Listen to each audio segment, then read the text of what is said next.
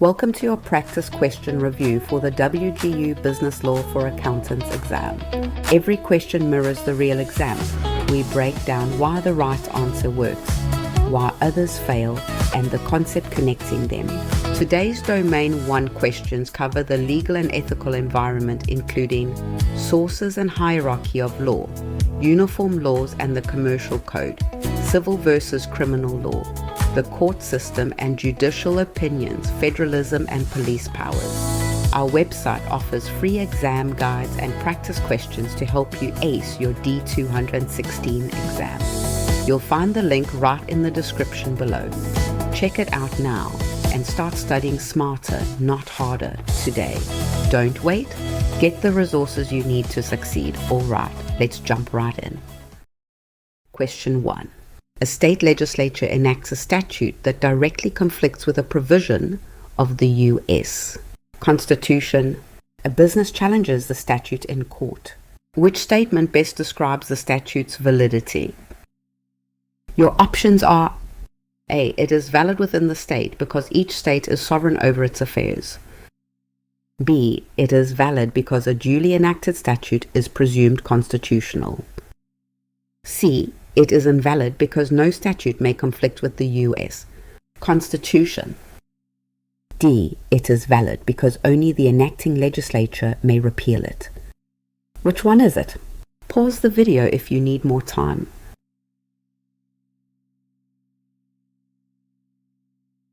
The correct answer is C. It is invalid because no statute may conflict with the U.S. Constitution. C is correct because the U.S. Constitution is the supreme law of the land, and every statute sits below it in the legal hierarchy. A statute that conflicts with the Constitution is void no matter which legislature passed it. A is wrong because state sovereignty does not let a state override the federal Constitution, because a state's authority is itself bounded by federal supremacy. The conflicting statute is void everywhere, not merely outside the state. B is wrong because a statute is not saved by a presumption of constitutionality once an actual conflict with the Constitution is shown. Courts regularly strike down statutes that cross constitutional limits. D is wrong because repeal is not the issue, because a statute that conflicts with the Constitution is invalid from the start regardless of who could repeal it. The hierarchy of law, not the repeal power, controls. Constitutional law does two things at once. It grants government its powers and it limits them. That double role, granting and gating, is what makes it different from every other kind of law. A constitution is built to resist casual change. Statutes can be passed and repealed in a single session, but the Constitution sits above that churn, so any rule that strays outside its bounds is void from the moment it's enacted. Picture it as a ladder. The federal Constitution sits at the very top, followed by federal statutes, treaties, and regulations. Then state constitutions, and finally state statutes, regulations, and local ordinances, each level valid only if it conforms to the one above. When several layers clash at once, the stack resolves from the top down. A local rule loses to a state statute. A state statute loses to a valid federal statute. And any statute that truly violates the Constitution falls no matter its rank. For an accountant, this means every tax statute, regulation, or licensing rule is only valid while it stays inside constitutional limits. When a scenario asks whether a rule is even allowed to exist, the answer always comes from constitutional law. Question 2. A city council votes to require every restaurant within city limits to post its most recent health inspection grade in the front window. A restaurant owner wants to know what type of law created this requirement. Which source of law is it? Your options are: A. Administrative law because an agency enforces health codes. B. Statutory law passed as an ordinance by an elected council. C. Case law because a court will interpret the requirement.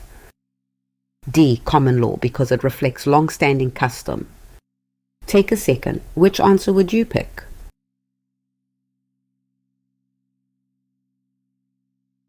The correct answer is B. Statutory law passed as an ordinance by an elected council. B is correct because statutory law is law enacted by a legislative body at any level, and a city council is a local legislature. The measure it passed is a local ordinance, which is a form of statutory law. A is wrong because administrative law is the rules and orders of agencies created by a legislature, not the enactments of the legislature itself. The council wrote this rule directly, so it is statutory. C is wrong because case law is the body of rules announced by courts in their written decisions. No court created this posting requirement, an elected council did. D is wrong because common law is judge-made doctrine built from custom over centuries, not a measure voted on by a legislative body. A council vote produces statutory law. Statutory law is law written deliberately by elected legislative bodies, and it operates at 3 levels that mirror American government itself. Congress passes statutes in the United States Code covering taxation and bankruptcy. State legislatures enact codes governing corporations and licensing. Local governments pass ordinances for zoning and permits. Every one of these ranks below the Constitution that authorizes it. Picture a ladder of authority. The Constitution sits at the top and can strike down any statute that violates it.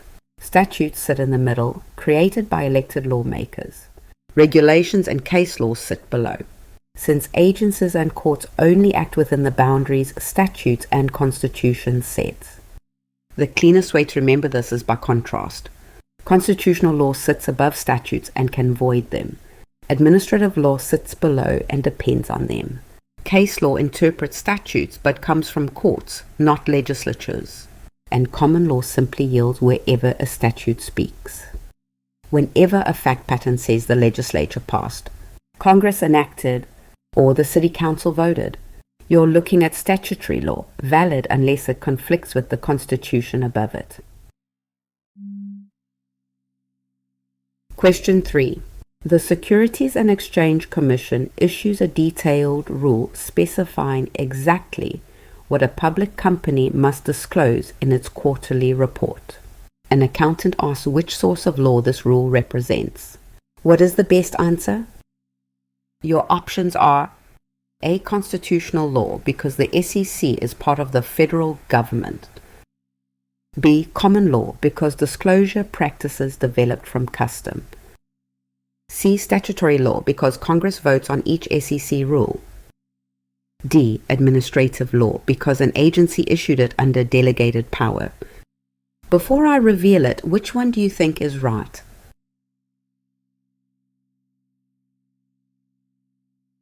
The correct answer is D.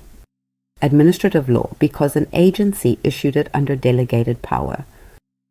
D is correct because administrative law consists of the rules, orders, and decisions of administrative agencies. The SEC is an agency that Congress created and empowered to write detailed disclosure rules, so its role is administrative law. A is wrong because constitutional law comes from the U.S. and state constitutions and sets the limits on government power.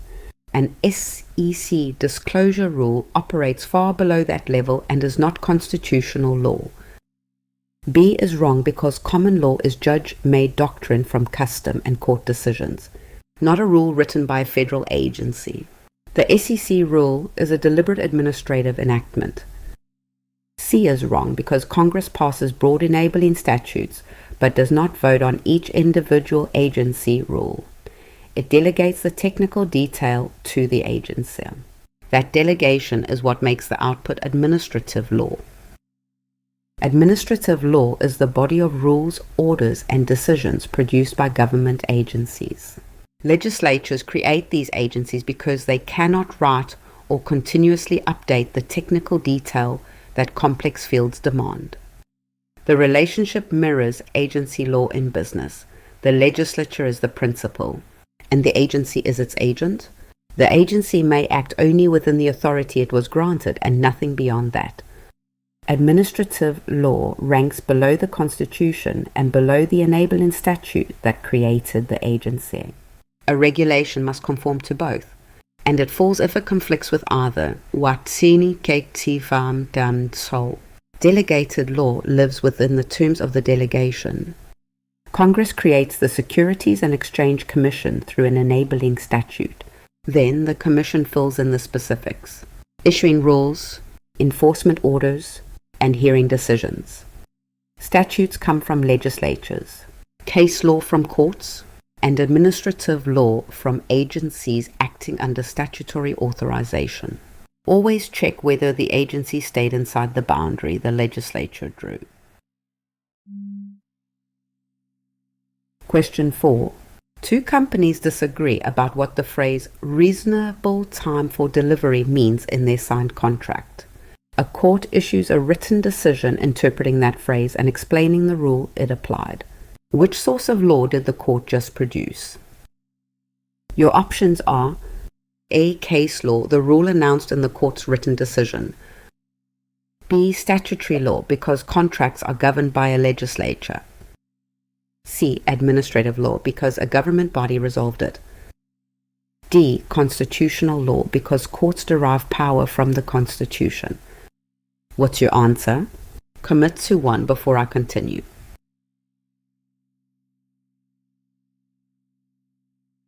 The correct answer is A. Case law, the rule announced in the court's written decision. A is correct because case law is the body of rules of law announced in court decisions, and one of its jobs is to interpret other law, including the words of a contract. When the court explained the rule, it used to read the phrase, it produced case law. B is wrong because a legislature did not decide this dispute or write the interpretation. A court did. Statutory law is enacted by legislatures, not announced in a single court ruling. C is wrong because administrative law is the work product of agencies, not courts. A court interpreting a contract is generating case law, not an agency rule or order. D is wrong because although courts trace their authority to the Constitution, the rule announced here interprets a private contract, not a constitutional provision. That makes it case law rather than constitutional law. Case law is the body of legal rules courts announce in their written decisions. It's judge-made law, created not by a legislature or an agency, but by a court resolving an actual dispute and explaining the rule behind its ruling. Statutory law is enacted by legislatures. Administrative law is promulgated by agencies. But case law is what courts add when they decide disputes. Case law performs two distinct jobs. First, it interprets the other sources of law, telling us what a statute, regulation, or constitutional clause actually means when applied to real facts. Second, it governs areas where no statute or regulation exists at all. Picture two businesses disputing what reasonable time means in their contract. A court hears the case and writes a decision explaining how that phrase applies to their facts, and that written ruling becomes case law, guiding how similar language will be read in the future. Whenever exam language says a court held, interpreted, or announced a rule, that's pointing to case law. Statutes set the frame, but case law shows how that frame actually applies. Question 5. A dispute arises over an everyday matter that no legislature has ever addressed by statute and no agency has regulated. The court resolves it using long-standing, judge-made principles inherited from earlier decisions. Which source of law is the court applying? Your options are A. Statutory law, B. Administrative law, C. Common law, D. Constitutional law. Pick one. Trust your gut. Here's your chance to test yourself.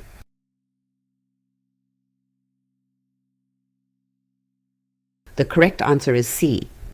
Common law. C is correct because common law is the judge-made body of doctrine developed from custom and prior decisions, and it controls areas not covered by statutory or administrative law. Because no statute or regulation address the matter, the common law governs. A is wrong because statutory law requires an enactment by a legislature, and the facts state that no legislature has addressed the matter. With no statute on point, the common law fills the gap.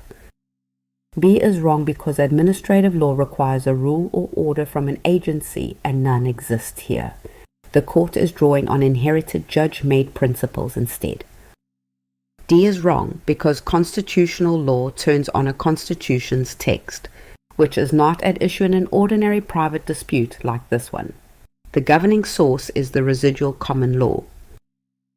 Common law is the judge-made body of legal principles built up over centuries from custom and court decisions, not from any legislature. It's the bedrock beneath the American legal system, the tradition on which statutes and regulations are later layered. Think of common law as a default operating system running quietly underneath everything. Statutes and regulations are like apps installed on top. Wherever an app runs, it overrides the default. But wherever no app covers the situation, the default system takes over completely. Picture the legal system as layers. Common law forms the foundation, with statutes and regulations built on top. Wherever those enacted layers speak, they displace the common law beneath them. Wherever there's silent, the common law governs directly. You can spot common law at work through certain cues. No statute on point, a long-standing judge-made principle, doctrine developed from custom, or a case where the legislature simply hasn't spoken. The instant a statute or regulation covers that same matter, it takes over and the common law steps aside. Common law is foundational because everything rests on it, and residual because it yields the moment enacted law occupies the field. Question 6. A National Drafting Commission writes a model statute and recommends that every state adopt it. Before any state legislature has acted on it, a business assumes the model statute already governs nationwide. Why is that assumption wrong? Your options are A, because only a federal court can make a model statute effective. B, because model statutes apply only to non-profit organizations. C, because a model statute takes effect automatically after 1 year.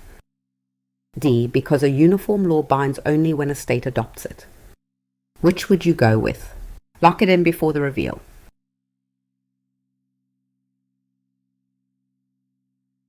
The correct answer is D, because a uniform law binds only when a state adopts it.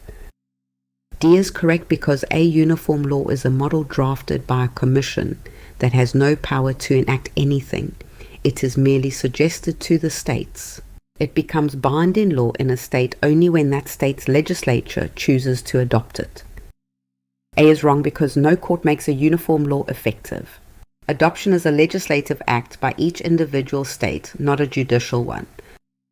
B is wrong because uniform laws are not limited to non-profits. They address commercial and other subjects and apply broadly once adopted. The flaw in the assumption is the missing adoption, not the type of organization.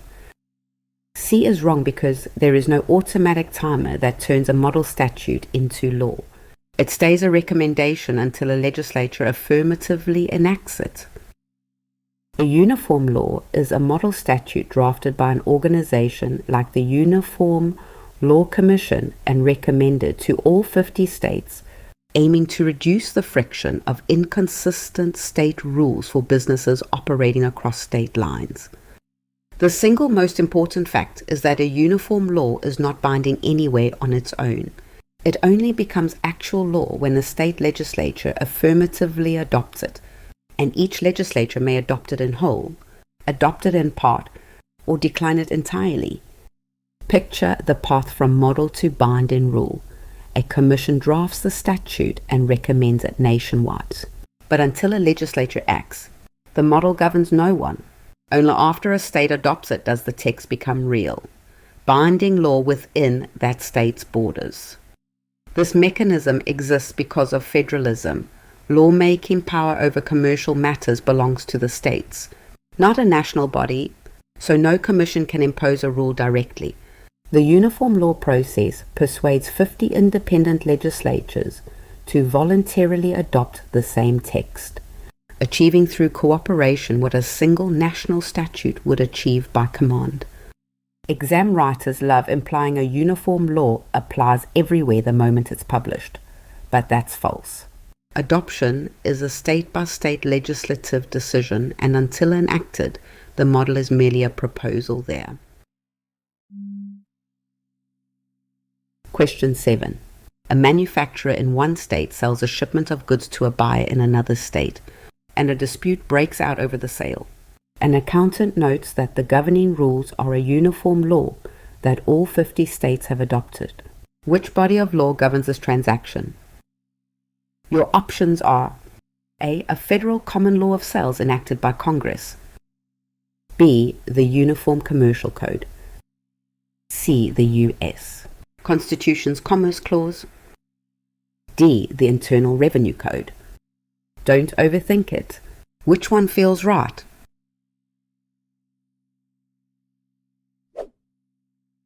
The correct answer is B, the Uniform Commercial Code. B is correct because the Uniform Commercial Code is the flagship uniform law written to provide uniform yet flexible rules for commercial transactions such as the sale of goods. Because all 50 states adopted it, it governs a cross-state sale of goods like this one.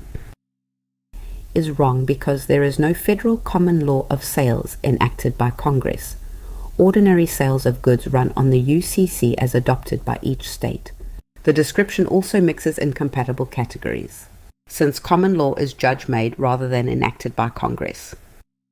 C is wrong because the Commerce Clause grants Congress power to regulate interstate commerce, but it is not the set of rules that resolves a private sales dispute.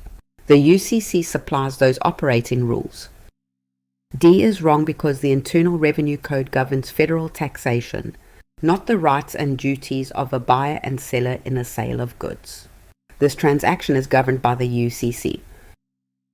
The Uniform Commercial Code is the flagship uniform law in business law, built to make commerce among the states run smoothly.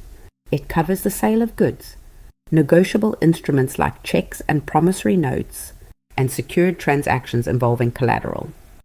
The code's design balances two ideas: uniformity, so the same baseline rules apply across state lines, and flexibility, so it fills gaps with reasonable defaults instead of one rigid mold. Uniform yet flexible is the phrase that captures this balance. Here's the key nuance: the code is a model law, not a federal statute passed by Congress. It only becomes binding law because each state's own legislature enacts it, which is why the rules are mostly, but not perfectly, identical everywhere. The code is not a federal statute, since it operates through state adoption rather than congressional enactment.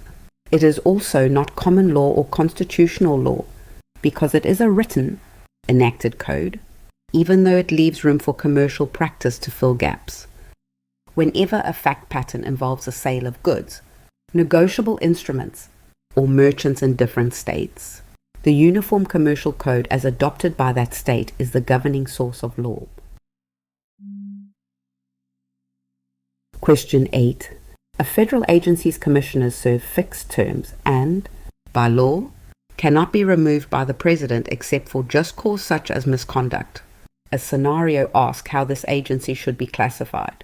Which classification fits? Your options are A. An independent regulatory agency shielded from at-will removal. B. An executive agency because the President appoints its officers.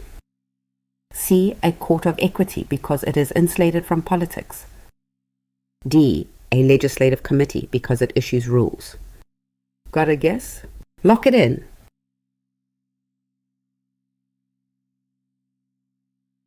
The correct answer is A. An independent regulatory agency shielded from at-will removal. A is correct because independent regulatory agencies, such as the FTC, SAE, and FCC, are deliberately insulated from the President by giving their officers fixed terms removable only for just cause. That fixed term for-cause removal design is the defining marker of an independent agency. B is wrong because although the President appoints officers in both kinds of agency, an executive agency is one whose officers the President can also remove freely. The protection from removal here points to an independent agency, not an executive one. C is wrong because a court of equity is a judicial body that grants remedies like injunctions, not a rule-making regulatory agency. Insulation from politics does not turn an agency into a court. D is wrong because a legislative committee is part of the legislature itself, whereas this body is an agency created by the legislature to regulate. Rule-making authority does not make it a committee. Federal agencies come in two basic types, and the test almost always turns on one variable. Can the president remove the agency's leaders? An executive agency's officers can be appointed and removed by the president at will, so it tends to follow the sitting administration's priorities. The FDA is the textbook example. An independent regulatory agency is built differently. Commissioners serve fixed terms and can only be removed for just cause, like misconduct or neglect, not policy disagreement. The FTC, SEC, and FCC are the classic examples, kept stable and non-partisan across administrations. Picture the president connected to each agency's leadership. On the executive side, that link is direct and unbroken, but on the independent side, it's buffered, only breakable for just cause. Whenever a scenario describes an agency, ask one thing: can the president remove its leaders freely? If yes, it's executive. If only for just cause, it's independent. And for accountants, remember the SEC sits firmly on that independent side. Question 9. Congress creates an agency and authorizes it to set safety standards for workplace machinery. The agency then issues a rule dictating the wages employers must pay. A challenger argues the wage rule is invalid. Which principle best supports that challenge? Your options are: A. An agency may regulate anything related to employment once created. B. Only courts, never an agency, may issue any binding rule. C. Agencies are part of the judicial branch and cannot make rules. D. An agency may act only within the powers of statute granted. Which one is it? Pause the video if you need more time.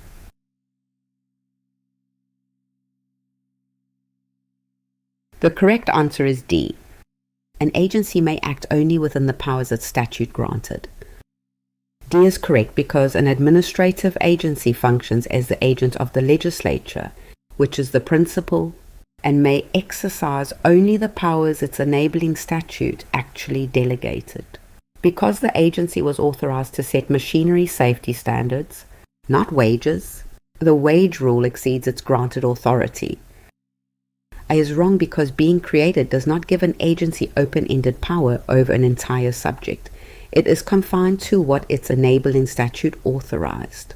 Wage setting fell outside the safety mandate here. B is wrong because agencies can and do issue binding rules within their delegated authority, since rulemaking is one of their core functions. The problem is the subject of this rule, not the existence of agency rulemaking. C is wrong because agencies are creatures of the legislature that exercise delegated power, not members of the judicial branch, and they routinely make rules. The defect is overreach beyond the grant, not a blanket inability to make rules. Every administrative agency exists inside a relationship the law of agency already describes. The legislature is the principal, the agency is the agent, and the agent may act only within the authority the principal grants. A principal hires an agent to act on its behalf, but strictly within the scope of authority it grants. Translated to administrative law, an agency may exercise only the powers its enabling statute actually delegated to it. Nothing more. The enabling statute is both the source of the agency's power and the fence around it. Inside that boundary, the agency can act with full legal force. Outside it, the agency has no power at all, because nothing in the delegation authorized action there. To spot overreach, compare what the agency did against what its enabling statute actually authorized.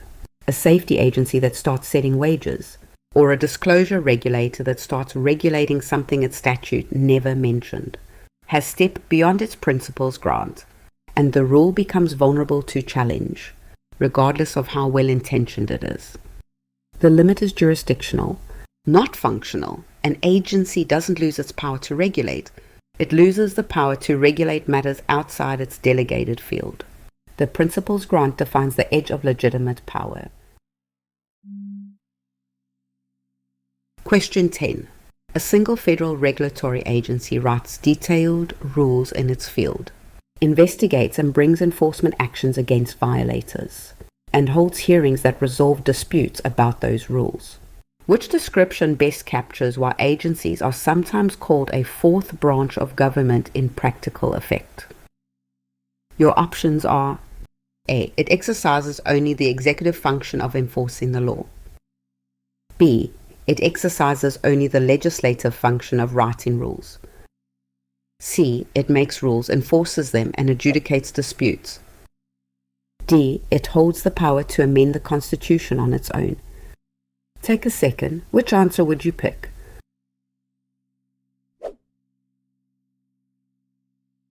The correct answer is C. It makes rules, enforces them, and adjudicates disputes.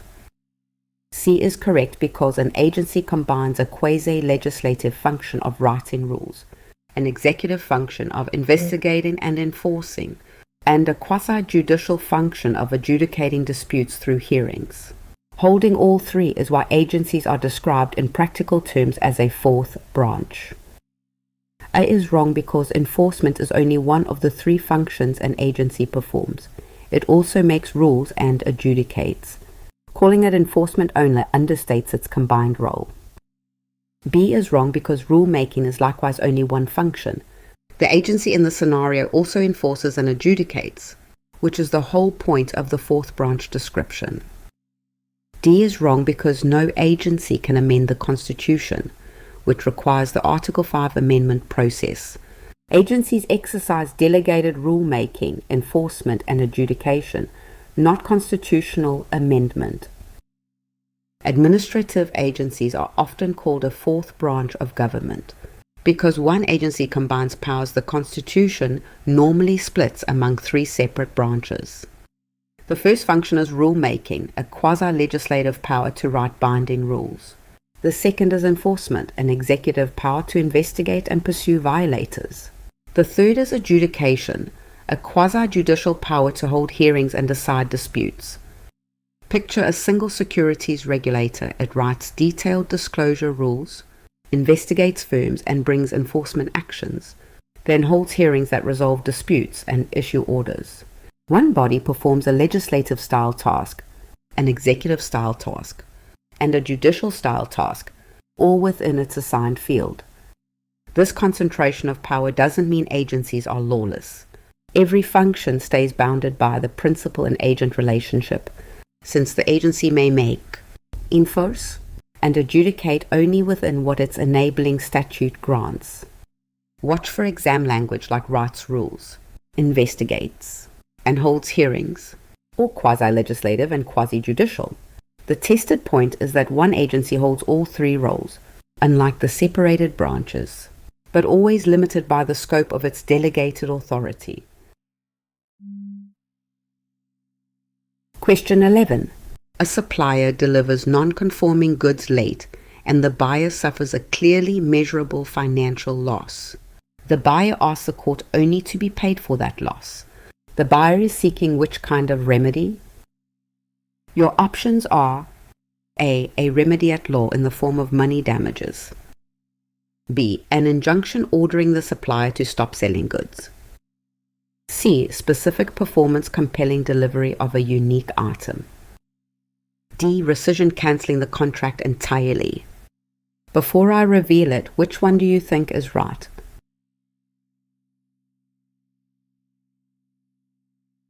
The correct answer is A. A remedy at law in the form of money damages. A is correct because remedies at law are compensation-style remedies, the most common of which is money damages, a payment that makes up for the plaintiff's loss. Asking the court only to be paid for a measurable financial loss is a classic request for money damages, a remedy at law. B is wrong because an injunction is an equitable remedy that orders a party to do or stop doing something, not a payment for a loss. The buyer here wants compensation, not an order halting sales. C is wrong because specific performance is an equitable remedy used when the subject matter is unique and money cannot substitute. The buyer is content with money, so specific performance does not fit. D is wrong because rescission is an equitable remedy that cancels a contract and returns the parties to their starting positions. The buyer is seeking payment, not cancellation of the deal. When a court decides how to fix a wrong, that response is called a remedy. Anglo-American law inherited two remedial traditions, remedies at law and remedies in equity, and the legal side is the world of money. Remedies at law are the classic compensation style responses, money damages, land, or items of value. Their defining purpose is compensation, putting the injured party back where they'd have been if the wrong never happened. Money damages are the workhorse of civil justice. A payment can be sized precisely to the loss and used however the injured party sees fit, which is why most disputes are resolved this way. The key question is what's being asked for. Payment for a loss is a legal remedy, an order directing someone to act. Stop acting or undo a transaction is an equitable remedy, reserved for when money alone can't do justice. Today, one combined court can grant either kind of relief, but the categories still matter. Whether the remedy is money or an order determines how the court analyzes and labels the case. Question 12. A collector contracts to buy a one-of-a-kind antique printing press, and the seller backs out. Money would let the collector buy some other press, but never this unique one. Which remedy is the court most likely to grant? Your options are A. Money damages measured by the item's market value. B. Specific performance compelling delivery of the unique item. C. Rescission, unwinding the agreement between the parties. D. An injunction barring the seller from selling to anyone else. What's your answer?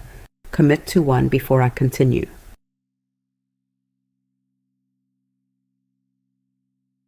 The correct answer is B. Specific performance compelling delivery of the unique item. B is correct because specific performance is an equitable remedy that compels a party to actually perform what was promised, and it is typical where the subject matter is unique, so money cannot substitute. A one-of-a-kind press is exactly such a case. A is wrong because money damages would let the collector buy a different press, but cannot deliver this unique one, so money is inadequate here. That inadequacy is precisely what justifies an equitable remedy instead. C is wrong because rescission cancels the contract and returns the parties to their starting positions. But the collector wants the press, not release from the deal. Unwinding the agreement would defeat the goal of obtaining the unique item. D is wrong because an injunction barring a sale to others would not place the press in the collector's hands. It only restrains the seller. The collector needs an order to convey the item, which is specific performance. Specific performance is an equitable remedy that forces a party to actually do what they promised, rather than just pay money for breaking that promise. This remedy exists because some promises can't be replaced with cash. When the subject of a contract is truly unique, like a particular parcel of land or a one-of-a-kind item, money only buys a substitute, never the actual thing that was bargained for. The mechanism is simple. Instead of awarding a sum of money, the court issues a personal command directly to the breaching party, ordering them to convey the very thing they promised, and they must obey or face the consequences. Specific performance is grouped with injunctions and rescission as equitable relief, since all three are personal court orders rather than payments. Money damages, by contrast, is the ordinary legal remedy, used whenever a substitute is easily available on the market. The key test is uniqueness. No adequate substitute points towards specific performance, while an easy replacement points back toward money damages. Question 13. A buyer is induced to sign a contract by the seller's misrepresentation. Rather than enforce the deal or seek money, the buyer asks the court to cancel the contract and return both parties to where they stood before signing. Which remedy is this? Your options are A. Specific performance, B. Money damages, C. An injunction, D. Rescission. Pick one. Trust your gut. Here's your chance to test yourself.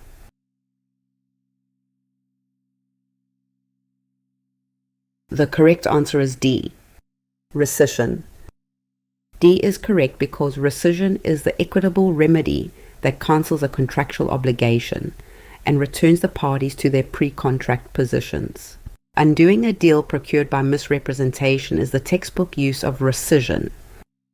A is wrong because specific performance forces a party to perform the contract, which is the opposite of what the buyer wants. The buyer is asking to undo the deal, not to carry it out. B is wrong because money damages compensate a loss while leaving the contract in place, yet the buyer instead wants the contract cancelled. That cancellation is rescission, not damages. C is wrong because an injunction orders a party to do or stop doing some act, not to unwind a completed agreement. Returning both sides to their starting positions is rescission. Rescission is an equitable remedy that cancels a contract and returns both parties to the positions they held before the agreement was ever made. Where specific performance pushes a deal forward, rescission runs it in reverse. It voids the contract and restores whatever each side gave up, leaving neither party better nor worse off than before. Rescission typically follows fraud or misrepresentation, when a party wants out of the deal entirely rather than enforcement of it. Watch for phrases like cancel the contract, void the agreement, or return to pre-contract positions. Picture a buyer induced to sign by the seller's misrepresentation. The court voids the contract. Both sides return what they exchanged, and the parties end up exactly where they stood before signing. Contrast makes it clear. Damages compensate while leaving the contract standing. Specific performance forces it forward, and an injunction controls conduct. Rescission alone erases the deal entirely, the equitable undo for when fairness demands a clean slate. Question 14. A court confronts a prior decision that imposed liability when a customer slipped on a spilled liquid. The current case involves a customer who tripped over a display rack the store deliberately placed in the aisle. The store argues the earlier decision should not control because the facts differ in a legally significant way. This argument is best described as a request to do what? Your options are A. Overrule the earlier decision as wrongly decided. B. Treat the earlier decision as merely persuasive authority. C. Distinguish the case because its facts differ. D. Apply stare decisis and follow the earlier decision. Which would you go with? Lock it in before the reveal.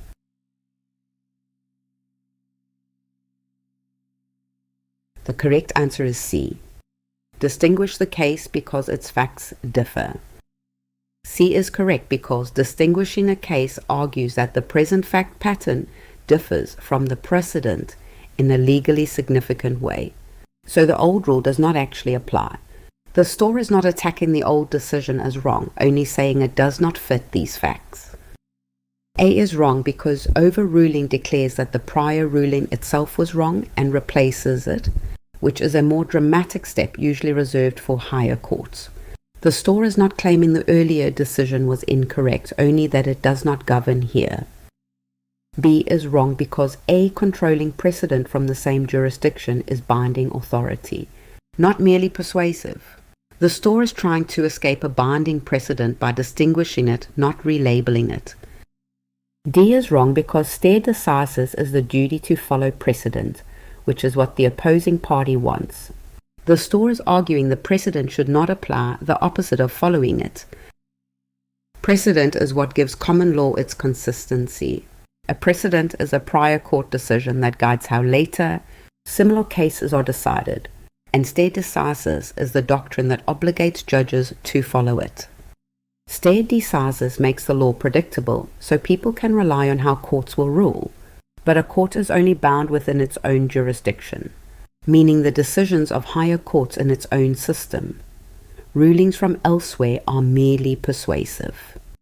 A court can distinguish a case, arguing the facts differ enough that the old rule doesn't apply, leaving the precedent intact, or it can overrule the precedent, declaring it wrong and replacing it, as the Supreme Court did in Dobbs versus Jackson Women's Health Organization when it overruled Roe versus Wade. Picture a precedent holding a store liable for a spilled liquid, when a customer instead trips on a deliberately placed display rack. The store argues to distinguish the case, while the opposing side insists stare decisis requires following the precedent. Distinguishing side steps a precedent by pointing to different facts, while overruling declares it wrong and replaces it entirely. Keeping those two routes separate is the key to mastering stare decisis. Question 15. While deciding a case, a trial court is presented with two sources: a ruling from a higher court in its own state court system that is directly on point, and a ruling from a court in a different state. Which source is binding authority that the court must follow? Your options are: A. The ruling from the higher court in its own jurisdiction. B. The other state's ruling, because all rulings bind equally. C. Neither, because no decision ever binds another court. D. Whichever ruling is more recent, regardless of jurisdiction. Don't overthink it. Which one feels right?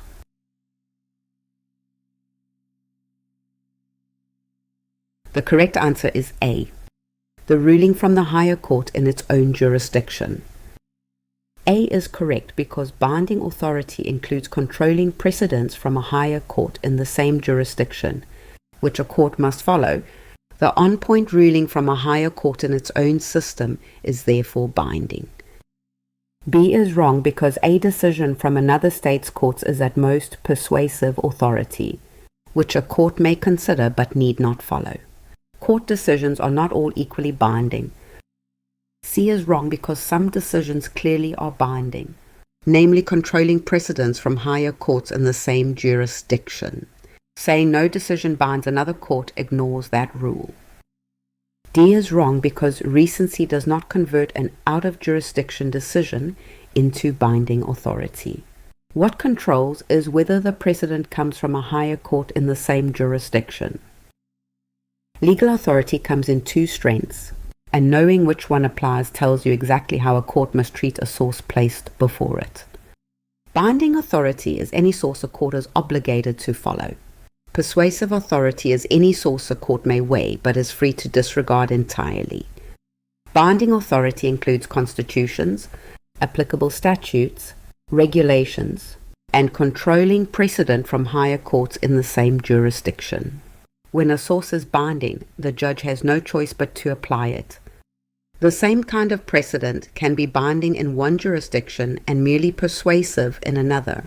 A ruling from a higher court in the same system controls, while the identical type of decision from a different state is only persuasive, no matter how recent.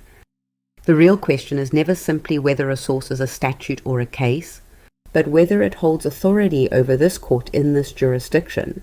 That single distinction is what gives the legal system both stability and room to grow. Question 16. A staff accountant analyzes whether a transaction satisfies a particular legal rule by carefully connecting that rule to the specific facts of the deal in front of her. In the IRAC method, which step is she performing?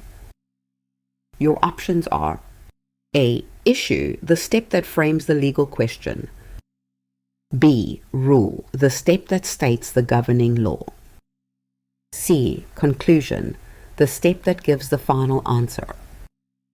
D. Application, the step that ties rule to facts. Got a guess? Lock it in.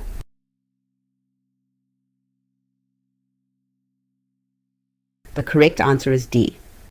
Application, the step that ties rule to facts. D is correct because in IRAC, application is the step that applies the stated rule to the specific facts of the situation, and it is the heart of the analysis. Connecting a rule to the facts of a particular deal is exactly the application step. Is wrong because issue is the step that identifies the precise legal question the facts raise, which comes before any rule is applied. The accountant has moved past framing the question to working through it. B is wrong because rule is the step that states the governing law, not the step that ties that law to the facts. She is doing the tying, which is application.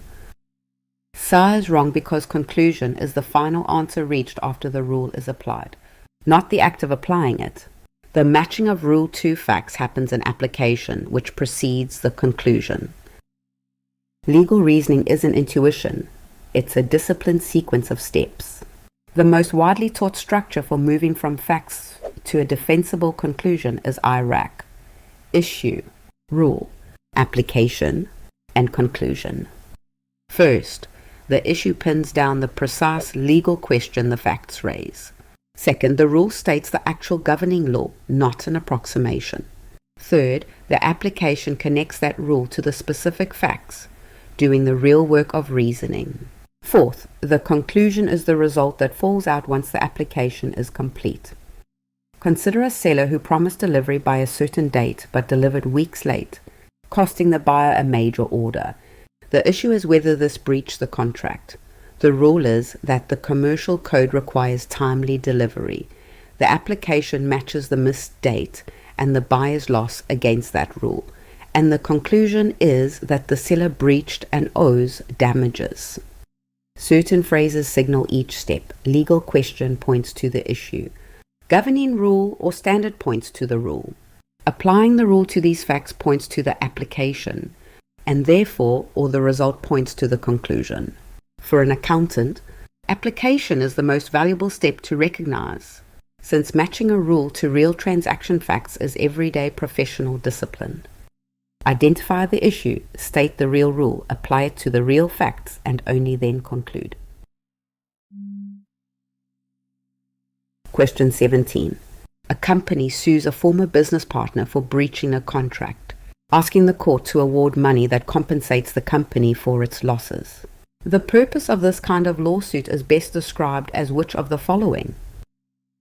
Your options are A. To punish the partner on behalf of society and protect public order.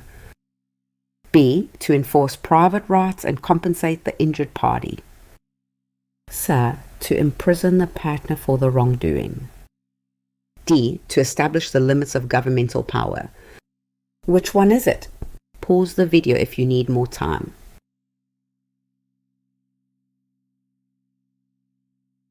The correct answer is B. To enforce private rights and compensate the injured party. B is correct because civil law defines and enforces rights between persons and aims to compensate the injured party rather than to punish. A contract suit seeking money for losses is a civil action whose purpose is enforcement of rights and compensation. I is wrong because punishing a wrongdoer on behalf of society is the purpose of criminal law, not civil law. A private company suing for its own losses is not acting on behalf of the public. C is wrong because imprisonment is a criminal punishment imposed by the government, not a civil remedy. A civil contract suit seeks money damages or equity, not jail. D is wrong because establishing the limits of government power is the role of constitutional law, not a private contract dispute. The suit is about enforcing one party's contractual rights. Civil law defines and enforces the private rights that exist between people, and between people and their government. Its goal is compensation and enforcement, not punishment. Two large bodies dominate business disputes. Contract law governs enforceable agreements and broken promises, while tort law governs civil wrongs like negligence and fraud, and both aim to give the injured party a remedy. The typical result is money damages, compensating the injured party for their loss. When money isn't enough, courts can order equitable remedies like specific performance, an injunction, or rescission, and the case always belongs to the wronged party, not the government. The key nuance is the burden of proof. Civil cases use a preponderance of the evidence, meaning more likely true than not, a lower bar than the near certainty required in criminal cases, because civil defendants risk paying money, not losing their liberty. When a private party sues to enforce its own rights and recover damages for a breach or a negligent act, that's civil law. The contrast is criminal law, where the government prosecutes to punish a wrong against society under a much higher burden of proof. Question 18. A prosecutor charges a defendant with a crime, but a defense lawyer points out that no statute on the books defines the alleged conduct as criminal. Which statement about criminal law is correct and most helpful to the defense? Your options are: A. Courts may create crimes from custom without any statute.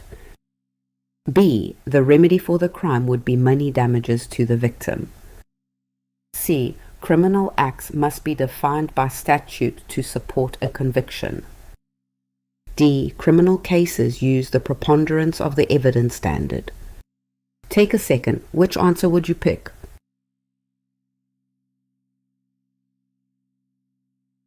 The correct answer is C. Criminal acts must be defined by statute to support a conviction. C is correct because criminal acts are statutory, meaning a person can be convicted only if a statute defines the conduct as a crime. If no statute makes the conduct criminal, there is no basis for a conviction, which directly helps the defense. A is wrong because there are no free-floating common law crimes for which someone can be punished without a statute, because legislatures create crimes. Custom alone cannot supply a missing criminal statute. B is wrong because the result of a criminal case is punishment such as fines or imprisonment imposed by the government, not money damages paid to a victim. Damages belong to civil cases. D is wrong because criminal cases use the high beyond a reasonable doubt standard, not preponderance of the evidence. Preponderance is the civil standard. Criminal law punishes wrongful acts committed against the public as a whole, even when a specific victim is harmed, which is why the government, not the victim, prosecutes the case. Two features define criminal law. Crimes must be created by statute, with no free-floating common law crimes, and the outcome is punishment, a fine or imprisonment, rather than compensation. A third element, the burden of proof, sets criminal cases apart from civil ones. Civil law compensates an injured victim through a private lawsuit under the lower preponderance standard, while criminal law punishes wrongs against society through government prosecution under the far higher beyond a reasonable doubt standard, because convicting an innocent person is the worst error. Consider a prosecutor who charges a defendant, but no statute defines the alleged conduct as a crime. Because criminal liability must be defined by statute, the absence of a governing law is a complete defense, and conviction is impossible. Watch for prosecution, government charges, fines or imprisonment, statutory crime, and beyond a reasonable doubt. These signal words tell you the law is punishing a wrong against society, not compensating a private victim. Question 19. A controller faces a criminal fraud prosecution by the government and, separately, a civil fraud suit by her employer over the same scheme. An accountant compares the two cases. Which statement about the burdens of proof is correct? Your options are: A. Beyond a reasonable doubt for the criminal case, preponderance for the civil. B. Both cases require proof beyond a reasonable doubt. C. Both cases require only a preponderance of the evidence. D. The civil case requires a higher burden than the criminal case. Before I reveal it, which one do you think is right?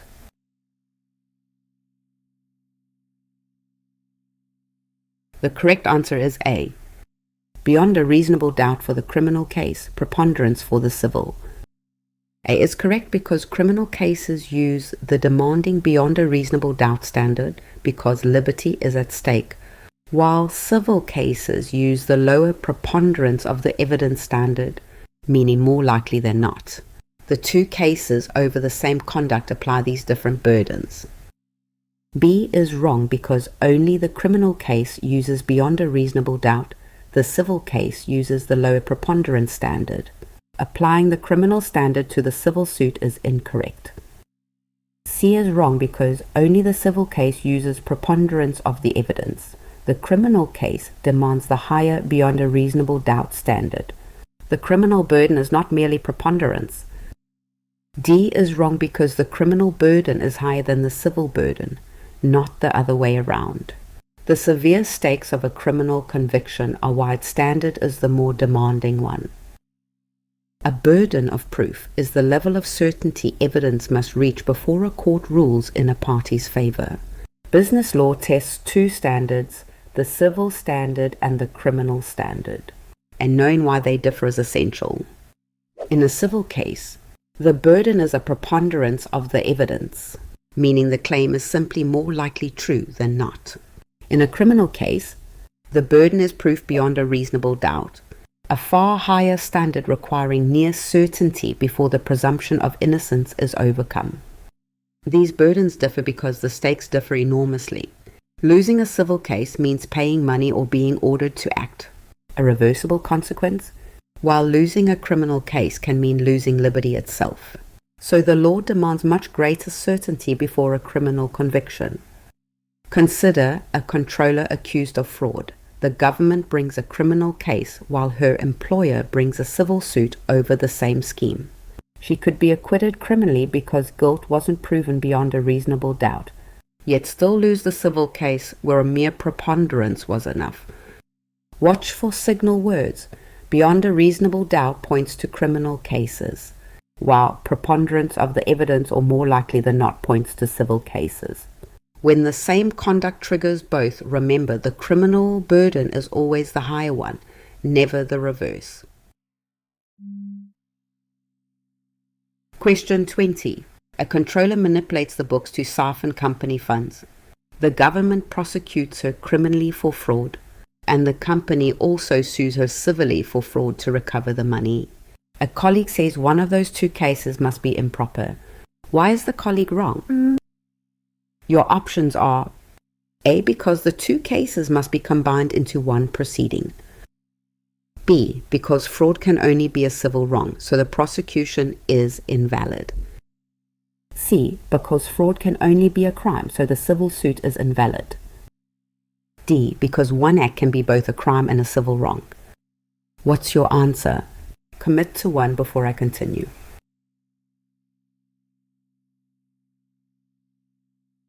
The correct answer is D, because one act can be both a crime and a civil wrong.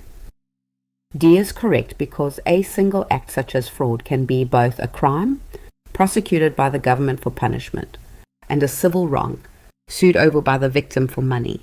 These are separate cases brought by different parties under different burdens of proof, so both are proper.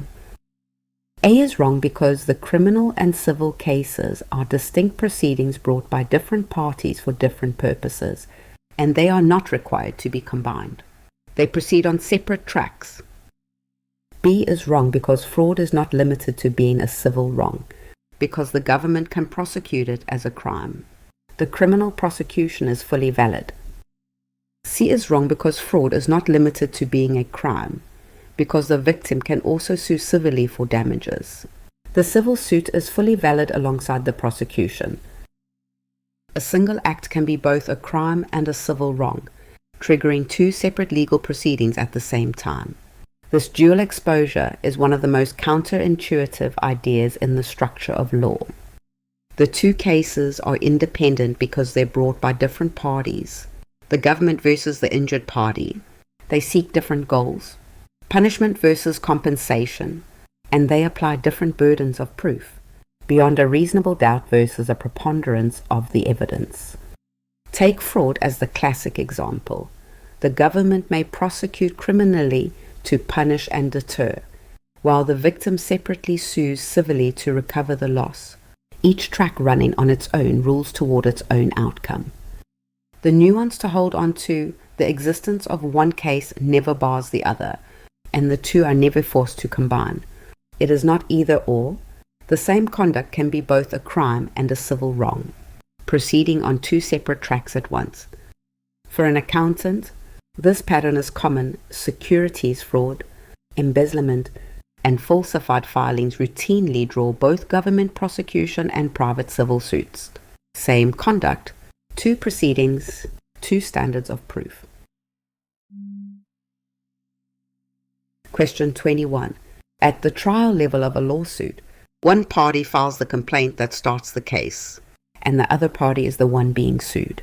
What are these two parties called in that order? Your options are: A, the appellant and the appellee; B, the plaintiff and the defendant; C, the chancellor and the principal; D, the majority and the dissent. Pick one. Trust your gut. Here's your chance to test yourself.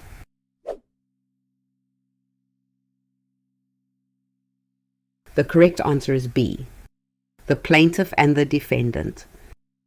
B is correct because at the trial level, the party who initiates the lawsuit by filing the complaint is the plaintiff, also called the petitioner, and the party being sued is the defendant, also called the respondent. Those are the correct trial level names in that order. A is wrong because appellant and appellee are appeal level names, not trial level names.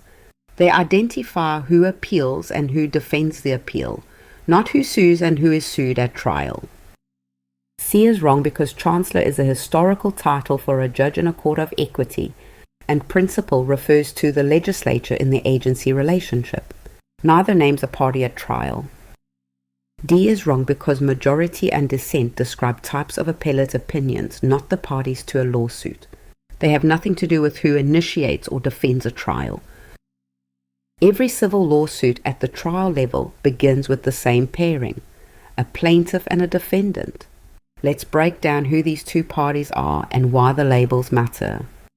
The plaintiff, also called the petitioner, files the complaint and initiates the lawsuit, carrying the burden of proving the claim. The defendant, also called the respondent, is the one being sued and must answer, deny, or raise defenses. These labels are not permanent.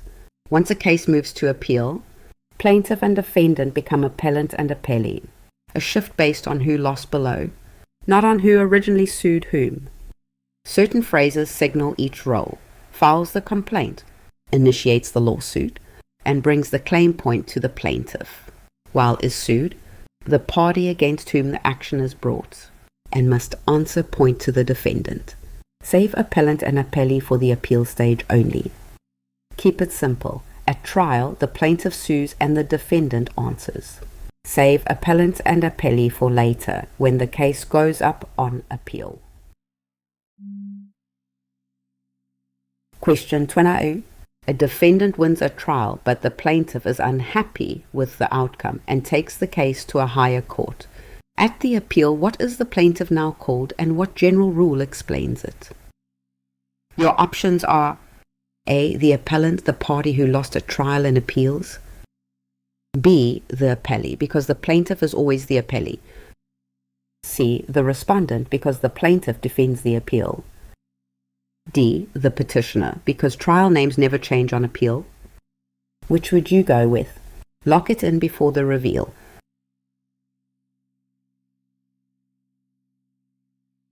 The correct answer is A, the appellant, the party who lost a trial and appeals. A is correct because the appellant is the party who lost at trial and appeals, whether that party was the plaintiff or the defendant below. Because the plaintiff lost and is seeking review, the plaintiff is the appellant on appeal. B is wrong because the appellee is the party who won below and defends the judgment, which here is the defendant, not the plaintiff. The original plaintiff is not automatically the appellee. C is wrong because the respondent is another name for the defendant at trial and, on appeal, the party defending the result, which is the winner below. The losing plaintiff who appeals is the appellant, not the respondent. D is wrong because party names do change from trial to appeal, since the loser becomes the appellant and the winner the appellee. Assuming names never change is the trap this question targets. On appeal, the parties get new labels, and those labels depend on who lost at trial, not on who originally sued. The appellant is whoever lost at trial and is now challenging that outcome, while the appellee is whoever won and is defending it. This matters because trials and appeals serve different jobs. A trial decides facts, but an appeal reviews for legal error. The single most tested point is that the appellant is not automatically the original plaintiff. If the plaintiff wins, the defendant becomes the appellant by appealing. If the defendant wins, the plaintiff becomes the appellant instead. After judgment, the losing party files an appeal and becomes the appellant, while the winning party defends the ruling as the appellee. The appellate court then reviews the record for legal error and decides whether to affirm, reverse, or modify the trial court's decision. Only a loser has a reason to appeal, so the appellant is always the losing party, and the appellee is always the winner whose judgment is under attack. Question 23. A business owner notices that her trial was decided by a single judge, but her appeal will be heard by a panel of several judges who take no new evidence. Which statement accurately describes this difference? Your options are: A. Trial courts use several judges, appellate courts use only one. B. Both levels always use exactly one judge. C. One judge at trial, 3 or more on appeal. D. Appellate courts hold a brand new trial with witnesses. Don't overthink it. Which one feels right?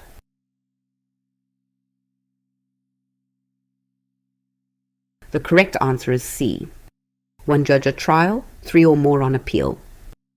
C is correct because a trial court usually has a single judge who presides over the trial, while an appellate court usually has 3 or more judges who review the existing record for legal error without taking new evidence.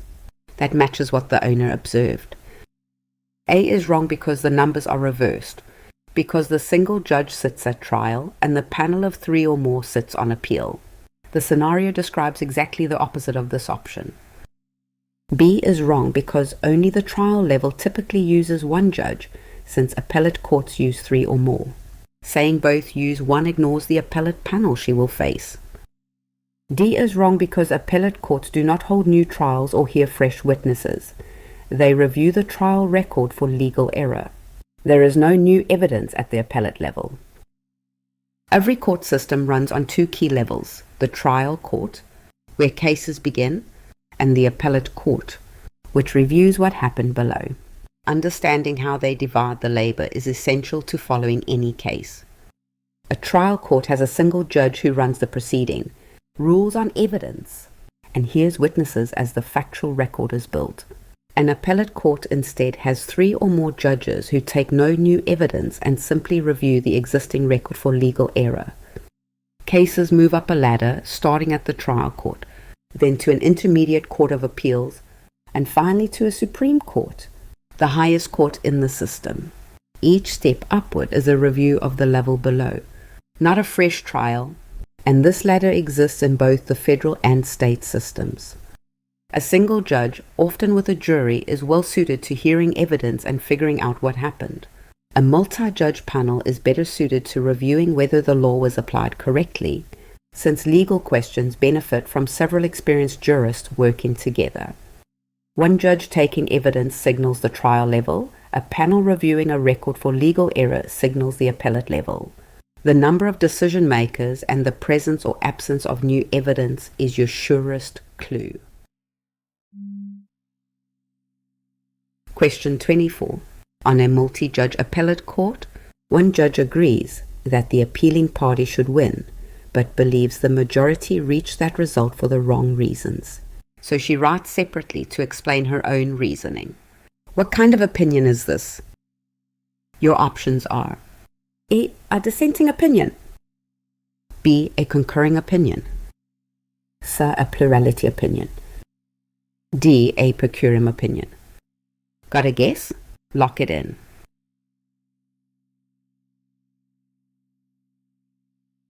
The correct answer is B, a concurring opinion. B is correct because a concurring opinion agrees with the majority's result but rests on different reasoning. Because the judge agrees with the outcome yet offers her own reasons, her separate writing is a concurrence. A is wrong because a dissenting opinion disagrees with the majority's result, but this judge agrees with the result. Agreement with the outcome rules out a dissent. C is wrong because a plurality opinion is the view of the largest block of judges when no rationale wins majority support. This question is about one judge agreeing with the result for different reasons, which is a concurrence. D is wrong because a per curiam opinion is an unsigned opinion issued by the court as a whole, defined by anonymous authorship rather than by a single judge agreeing for different reasons. The scenario describes a named judge's separate reasoning, a concurrence. When appellate courts decide with multiple judges, a single case can produce several written opinions besides the majority. Two of the most important are the concurring opinion and the dissenting opinion, and the difference between them turns on one question: does the judge agree with the result? A concurring opinion agrees with the majority's result but reaches it through different reasoning, offering an alternative path to the same outcome. A dissenting opinion rejects the result altogether, arguing the case should have come out the other way. These separate opinions exist because judges hearing the same case can honestly disagree, either about the right outcome or the right reasoning. Allowing concurrences and dissents preserves each judge's independent view, and over time a strong concurrence can clarify the law while a powerful dissent can foreshadow change, even though neither controls the case at hand. Picture one appellate panel producing three separate writings from the same case. The majority opinion is the binding law, while the concurrence and dissent branch off as non-binding writings, one agreeing with the result and one rejecting it. So the test is simple. If the judge accepts the outcome but not the reasoning, that's a concurrence. If the judge rejects the outcome entirely, that's a dissent. Only the majority opinion controls the law. Question 25. A 7-judge appellate court splits so that no single rationale wins the support of more than half the judges. Although one block of 3 is larger than any other group, a researcher needs to know which kind of opinion sets binding precedent. Which statement is correct? Your options are: A. The 3-judge block's plurality opinion sets binding precedent. B. A dissenting opinion sets binding precedent. C. A per curiam label guarantees binding precedent. D. Only a majority more than half sets binding precedent. Which one is it? Pause the video if you need more time.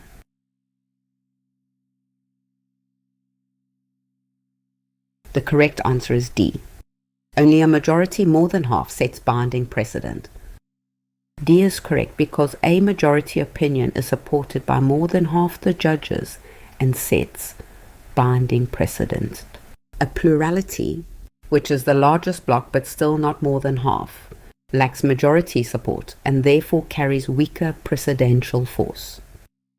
A is wrong because a plurality represents the most judges but not more than half, so it does not command majority support and does not set binding precedent the way a majority does. That is exactly why the split matters here. B is wrong because A, dissent disagrees with the outcome and never sets binding precedent. It is not the controlling law of the case. C is wrong because per curiam describes only that an opinion is unsigned by an individual author and says nothing about whether more than half the judges agreed. It does not guarantee binding precedent. When appellate courts split, the labels on their opinions tell us how many judges actually agreed. Two labels get confused constantly: majority and plurality. The difference comes down to a single threshold, more than half versus merely the most, and that threshold determines whether an opinion becomes binding law. A majority opinion is backed by more than half the judges, so it sets binding precedent for future cases. A plurality opinion is just the largest block of judges, still short of half, so it announces the result but doesn't lock in a controlling rule. Picture a 7-judge court that fragments with the largest block, landing at 3 judges. 3 is the most of any group, but it isn't more than half of 7. So that opinion is a plurality, not a majority. Only 4 or more judges clearing the more than half line would produce a true binding majority. The nuance to master is the counting. Ask whether an opinion clears the more than half threshold. If yes, it's a majority with binding force. If it's merely the largest block without clearing that line, it's a plurality with reduced precedential weight. So when a question asks, which opinion is the binding law, look for more than half, that's your majority.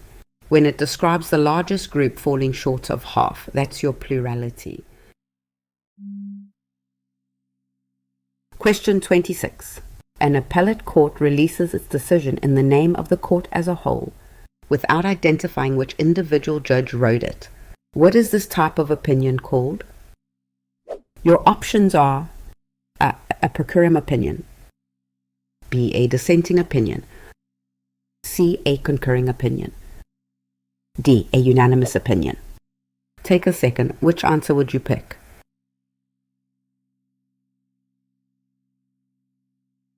The correct answer is A, a per curiam opinion. A is correct because a per curiam opinion is one issued by the court as a whole without naming the individual judge who wrote it. The phrase means by the court, which is exactly what the scenario describes. B is wrong because a dissent is an opinion disagreeing with the majority's decision, defined by disagreement rather than by anonymous authorship. The scenario says nothing about disagreement. C is wrong because a concurrence agrees with the result for different reasons and is typically signed by the concurring judge. It is not the term for an unsigned by the court opinion. D is wrong because per curiam concerns authorship, not how many judges agreed. So an unsigned opinion is not the same as a unanimous one. A unanimous opinion describes full agreement and can still identify an author. Per curiam is Latin for by the court. It describes an opinion issued in the name of the court as a whole, with no individual judge named as its author. Words like unanimous, majority, plurality, concurring, and dissenting all describe how many judges agreed and on what grounds. Per curiam is a completely different kind of label because it describes authorship, not agreement. The mechanism is simply the absence of a named author. The reasoning, rule, and judgment can all be present just like any opinion, but the byline reads as the court itself, rather than naming an individual judge. An unsigned opinion might feel like one unified voice, but per curiam does not mean the decision was unanimous.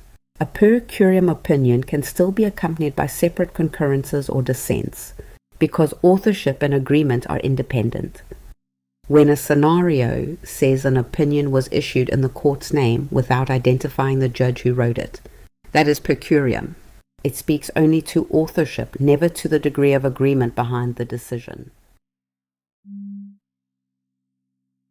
Question 27.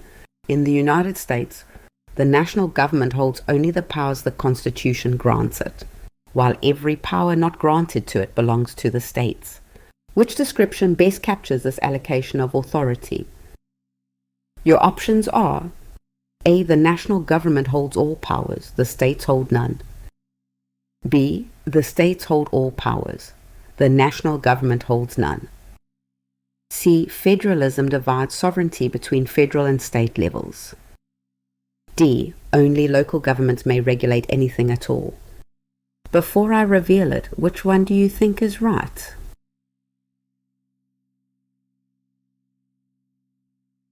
The correct answer is C. Federalism divides sovereignty between federal and state levels. C is correct because federalism divides and shares sovereign power between a central government and the states. The federal government has enumerated and implied powers, and the 10th Amendment reserves all remaining powers to the states, which is the allocation the scenario describes. A is wrong because the federal government does not hold all powers. because it is a government of limited, defined powers with the remainder reserved to the states. Concentrating everything federally ignores the reserved powers principle.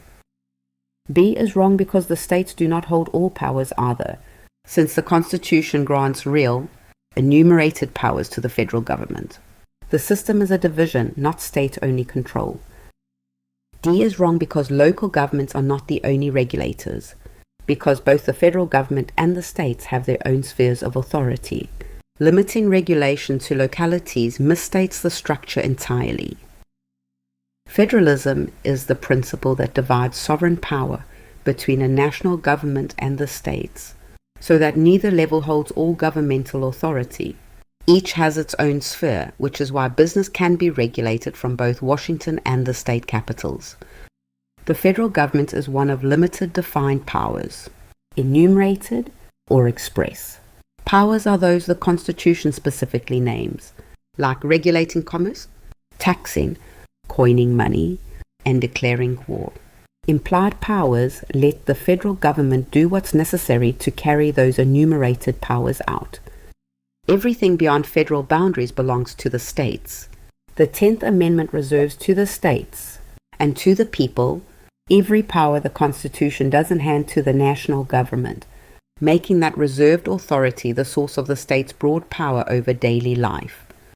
Picture the Constitution as a source split in authority into two spheres, one federal, holding enumerated and implied powers, and one state, holding the reserved powers guaranteed by the 10th Amendment. The key nuance is direction.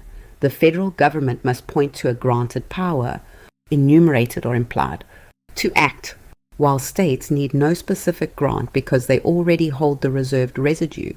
That's why so much ordinary regulation of business, health, and safety comes from the states. Question 28. A state enacts zoning rules, building and fire codes, and most of its criminal law in order to protect public health, safety, and welfare. Which power is the state exercising and where does it come from? Your options are A. Commerce Clause power granted to the states by Congress. B. The state's police powers reserved by the 10th Amendment. C. The federal government's enumerated powers. D. The treaty power. What's your answer? Commit to one before I continue.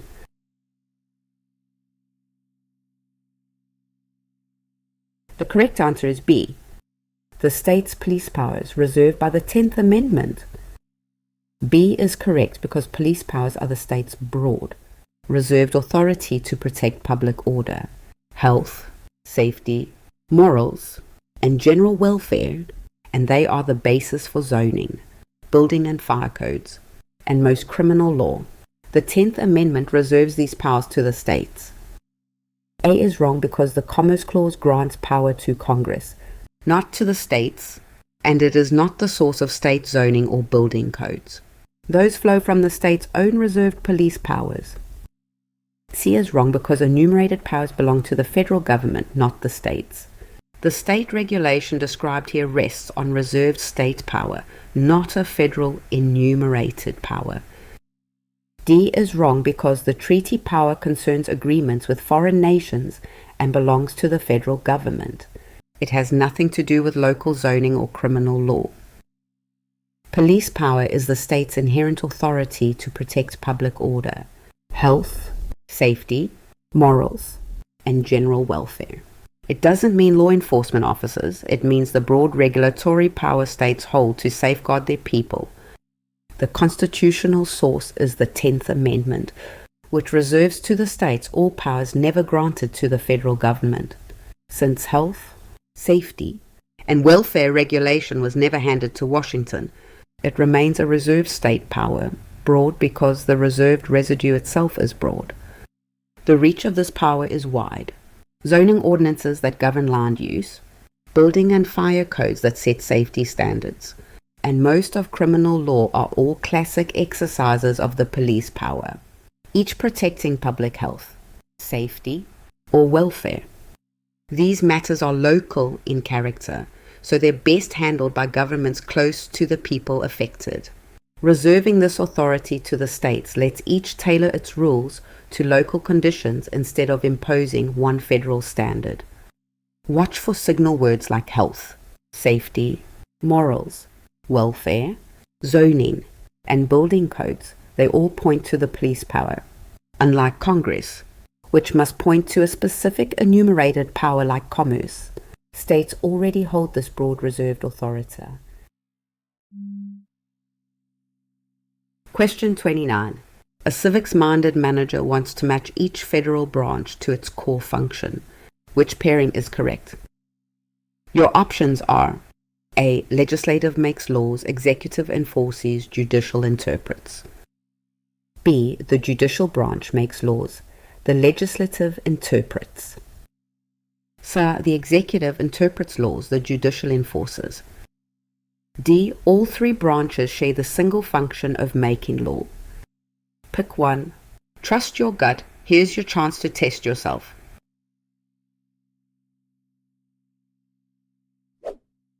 The correct answer is A. Legislative makes laws, executive enforces, judicial interprets. A is correct because under separation of powers, the legislative branch makes the laws, the executive branch enforces them, and the judicial branch interprets them. That is the standard make, enforce, interpret pairing. B is wrong because the judicial branch interprets law rather than making it, and the legislative branch makes law rather than interpreting it. This option swaps their roles. C is wrong because the executive branch enforces the law and the judicial branch interprets it. So this option reverses those two functions. Enforcement and interpretation are not interchangeable here. D is wrong because the whole point of separation of powers is that the three branches have distinct functions, not one shared function. Lawmaking belongs to the legislature alone among the three. Federal power is divided among three branches, each with one core function, so that no single set of hands controls creating, carrying out, and interpreting the law. Congress makes the law by writing and passing statutes. The President-led executive branch enforces the law, carrying out policy and conducting foreign affairs. The courts interpret the law, deciding what statutes mean and resolving disputes. The judiciary also holds judicial review, the power to declare acts of the other branches unconstitutional, making interpretation its defining role in resolving what the law truly means. This division exists to prevent any one branch from holding all governmental power unchecked. By splitting the functions, the system forces the branches to cooperate and creates friction that guards against tyranny, a design later reinforced by checks and balances. When a question asks which branch does what, just match the verb the legislature makes, the executive enforces, and the judiciary interprets. Question 30. After Congress passes a statute, the President can reject it, and once a law is in force, a court can declare it unconstitutional. These mutual restraints among the branches are an example of what principle? Your options are A. Federalism, B. Separation of powers with no power to limit other branches, C. Popular sovereignty, D. Checks and balances by which each branch limits the others. Which would you go with? Lock it in before the reveal.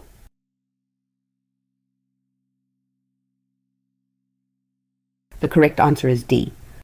Checks and balances by which each branch limits the others. D is correct because checks and balances is the system by which each branch can limit the others, such as the President vetoing legislation and courts exercising judicial review to declare a law unconstitutional.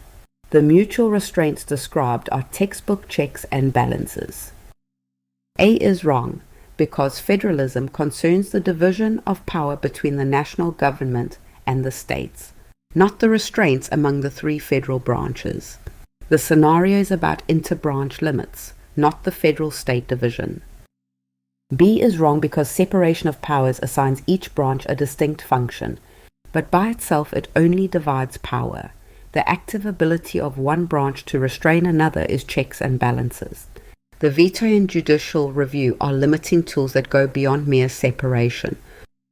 C is wrong because popular sovereignty is the principle that governmental authority derives from the people, which does not describe one branch restraining another. The scenario is about inter-branch checks, not the source of authority. Checks and balances is the principle that each branch of government can limit the powers of the others, so no single branch becomes too powerful. It builds on separation of powers, but adds tools that let the branches actively restrain one another. A branch confined to its own job could still abuse that job. So the system gives each branch specific tools to block or influence the others. That mutual restraint creates ongoing accountability and is the whole point of the design. The executive checks the legislature with the veto, rejecting a passed statute before it becomes law. The judiciary checks both other branches through judicial review, striking down unconstitutional acts. And the elected branches check the judiciary through the Senate's advice and consent on judicial appointments. Trace it through. Congress passes a statute, the President can veto it, and if it becomes law, a court can later strike it down through judicial review. But those judges were appointed by the President with Senate consent, and Congress set their jurisdiction, so the checks run in every direction. Watch for signal words like veto, judicial review, advice and consent, treaties, and court jurisdiction. They all point to checks and balances. Separation of powers assigns each branch its job. Checks and balances make sure none of them can do that job unchecked. Question 31. Congress passes a statute regulating the labeling of products that are shipped across state lines. A business asks, which constitutional provision gives Congress this authority, noting it is often called the clause with the greatest impact on business. Which clause is it? Your options are A. The Supremacy Clause, B. The Full Faith and Credit Clause, C. The Commerce Clause, D. The Privileges and Immunities Clause. Don't overthink it. Which one feels right?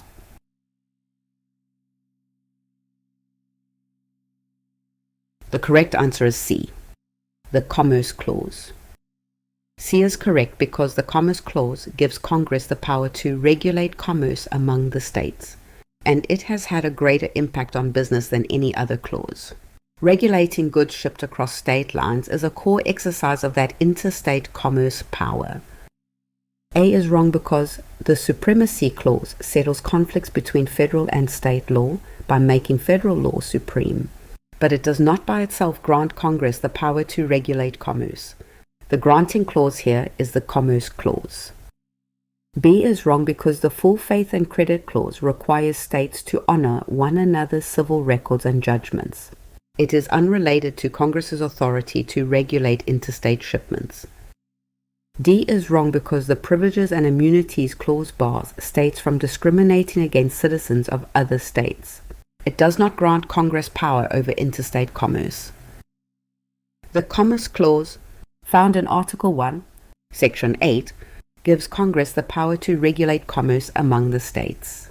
It's the constitutional provision behind more federal business regulation than any other clause in the Constitution.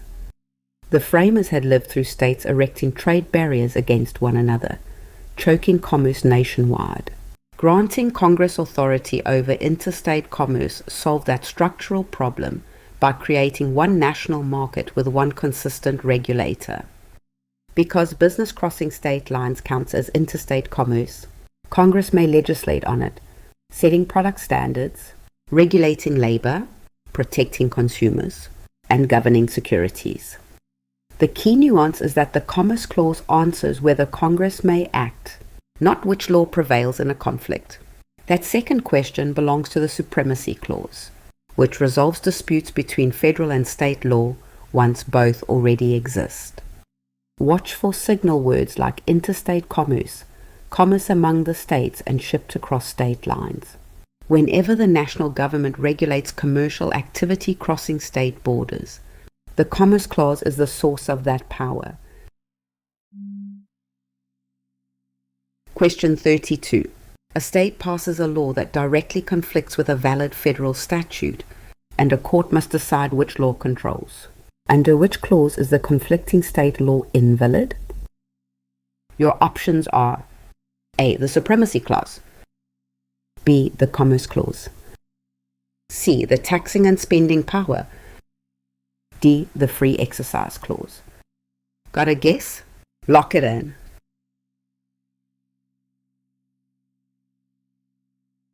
The correct answer is A. The Supremacy Clause.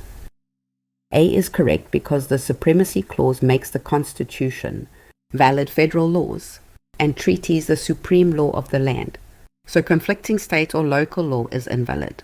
When a state law clashes with a valid federal statute, the federal law controls under this clause. B is wrong because the Commerce Clause grants Congress power to regulate interstate commerce, but it is the Supremacy Clause that resolves a direct federal-state conflict. The question is about which law wins, which is a supremacy issue. C is wrong because the taxing and spending power lets Congress raise revenue and pay national debts. It does not govern which law prevails when federal and state law conflict. D is wrong because the Free Exercise Clause protects the freedom to hold religious beliefs and has nothing to do with resolving a clash between a federal statute and a state law. A conflict between federal and state law is settled by the Supremacy Clause, not by a religion clause. The Supremacy Clause, found in Article 6 of the Constitution, makes the Constitution, federal laws, and treaties the supreme law of the land. When a valid federal law conflicts with a state or local law, the state or local law is invalid and the federal law controls. In a federal system, national and state law inevitably collide and something has to decide who wins. Without a supremacy principle, a state could simply nullify federal law within its borders, dissolving national policy into a patchwork of state vetoes. The mechanism only kicks in when there's an actual conflict and the federal law is valid. The hierarchy runs all the way up. State and local laws yield to federal statutes, and even federal statutes yield to the Constitution itself if they conflict with it. A key nuance: the Supremacy Clause does not grant Congress any power to regulate anything. It assumes a valid federal law already exists, and it only resolves conflicts with state law in that law's favor, while the actual authority to regulate comes from provisions like the Commerce Clause. Watch for phrases like supreme law of the land or federal law conflicts with state law. These signal the Supremacy Clause. It's the tiebreaker that decides who wins, not the source of the power itself. Question 33. A state grants its own residents a valuable tax break on a product, but denies that same break to customers who live in neighboring states. An accountant suspects a constitutional problem. Which clause is most directly implicated?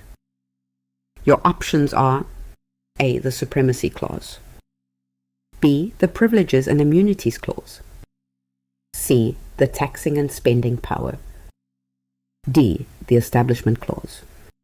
Which one is it? Pause the video if you need more time.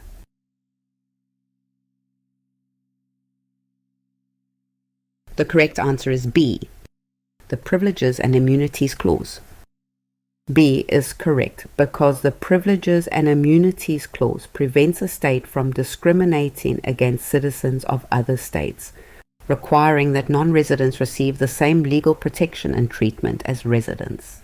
Denying out-of-state customers a tax break given to residents is exactly that kind of discrimination. A is wrong because the Supremacy Clause addresses conflicts between federal and state law, not a state treating non-residents worse than residents. No federal-state conflict is described here. C is wrong because the taxing and spending power concerns Congress's authority to raise revenue and pay national debts, not a state discriminating against out-of-state citizens. The clause that directly targets such discrimination is Privileges and Immunities. D is wrong because the Establishment Clause forbids the government from establishing a religion. It has nothing to do with tax breaks favoring residents over non-residents. Found in Article 4, Section 2. This clause stops a state from discriminating against citizens of other states.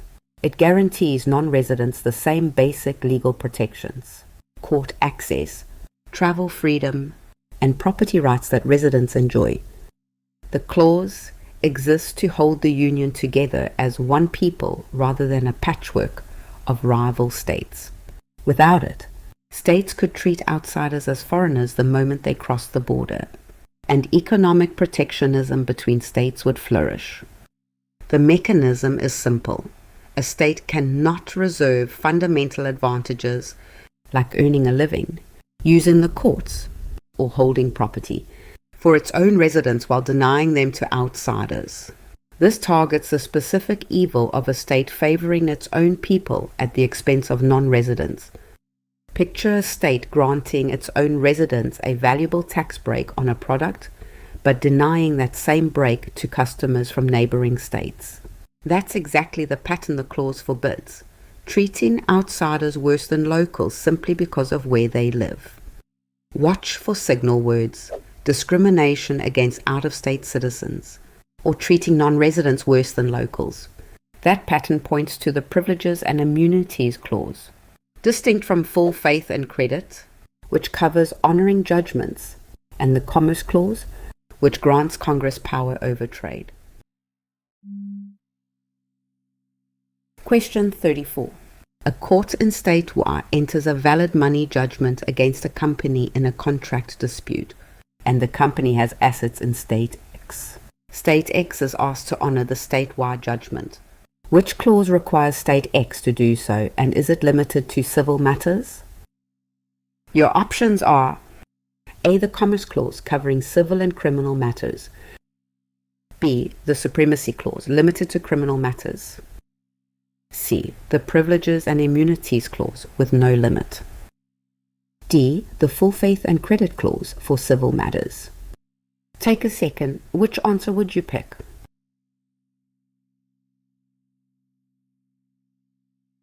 The correct answer is D. The Full Faith and Credit Clause for civil matters. D is correct because the Full Faith and Credit Clause requires each state to honor the public acts, records, and judicial proceedings of every other state, such as judgments, deeds, and wills, and it applies to civil matters. State X must therefore honor the valid civil judgment from State Y. A is wrong because the Commerce Clause grants Congress power over interstate commerce and does not require one state to honor another state's judgment. Recognition of sister state judgments is a full faith and credit matter. B is wrong because the Supremacy Clause concerns federal law prevailing over conflicting state law, not one state honoring another state's civil judgment, and it is not limited to criminal matters. This option misstates both the clause and its scope. C is wrong because the Privileges and Immunities Clause bars discrimination against out-of-state citizens and is not the clause that compels recognition of another state's judgment. The correct clause is Full Faith and Credit, which is limited to civil matters. Found in Article 4, Section 1 of the Constitution. This clause requires every state to honor the public acts, records, and judicial proceedings of every other state. A deed, a will, a contract, or a judgment valid in one state does not evaporate at the border. The clause exists because rights and judgments would be nearly worthless if a debtor could erase them just by moving assets across a border. It binds the states together so legal rights remain stable nationwide. Consider a court in one state entering a valid money judgment against a company in a contract dispute. If that company has assets in another state, the second state must honor the judgment, enforcing it just as the first state would. The key nuance is scope. Full faith and credit applies to civil matters like contract judgments, deeds, and wills, not the cross-border enforcement of another state's criminal punishments. This civil-only limit is a frequent point of testing for anyone with property or contracts in multiple states. This clause makes a judgment or recorded interest meaningful everywhere. Keep it distinct from the Privileges and Immunities Clause, which instead bars discrimination against out-of-state citizens. Question 35. A company runs an advertisement that falsely claims its supplement cures a disease. The company argues the First Amendment fully shields the ad from any government regulation. Why is the company mistaken? Your options are: A, because the First Amendment never protects any advertising. B, because only spoken advertising, never written, is protected. C, because commercial speech is protected only when truthful. D, because corporations have no First Amendment rights at all. Before I reveal it, which one do you think is right?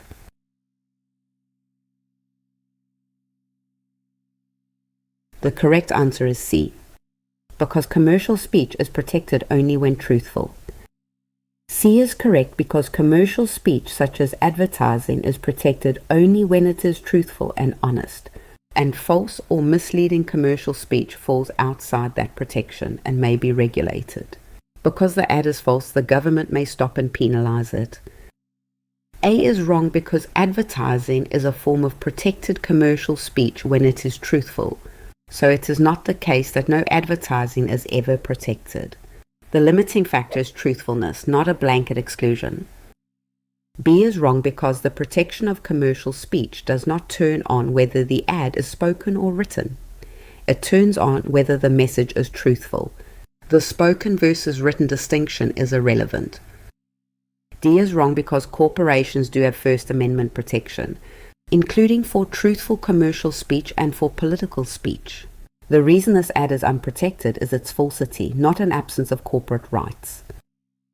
The First Amendment protects speech, but commercial speech, advertising, occupies a special, conditional place. It's protected only when it's truthful and honest. False or misleading ads fall outside protection entirely, which is why the government can regulate deceptive advertising. This conditional protection exists because advertising's value lies in giving consumers accurate information. Political and symbolic speech get strong protection unconditionally, because the First Amendment's core purpose is open debate, but advertising's worth depends entirely on its accuracy. Symbolic speech and corporate political speech are fully protected without any truthfulness condition. Threats and obscenity receive no protection at all. Commercial speech sits in between, protected only when it's honest. Consider a company that falsely advertises its supplement cures a disease. That's unprotected, and the government can stop and penalize it. Now suppose the same company runs a truthful, accurate ad instead. That ad is protected. The only difference is honesty. For any business, the lesson is simple: honest advertising is protected, but deceptive marketing carries real legal exposure. Truthfulness is what separates lawful advertising from regulable deception. Question 36. A manager is studying the two religion clauses of the First Amendment. One bars the government from setting up or favoring an official religion, and the other protects a person's freedom to hold any religious belief or none. Which pairing correctly names them? Your options are: A, the first is free exercise, the second is establishment. B, the first is establishment, the second is free exercise. C, both are part of the Commerce Clause. D, both are part of the Due Process Clause. What's your answer? Commit to one before I continue.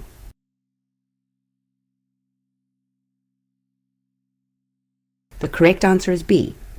The first is establishment, the second is free exercise. B is correct because the Establishment Clause bars the government from establishing or favoring an official religion, and the Free Exercise Clause protects the freedom to hold any religious belief or none. The scenario describes them in that order, so the first is establishment and the second is free exercise. A is wrong because this option reverses the two clauses. Barring an official religion is establishment, and protecting freedom of belief is free exercise.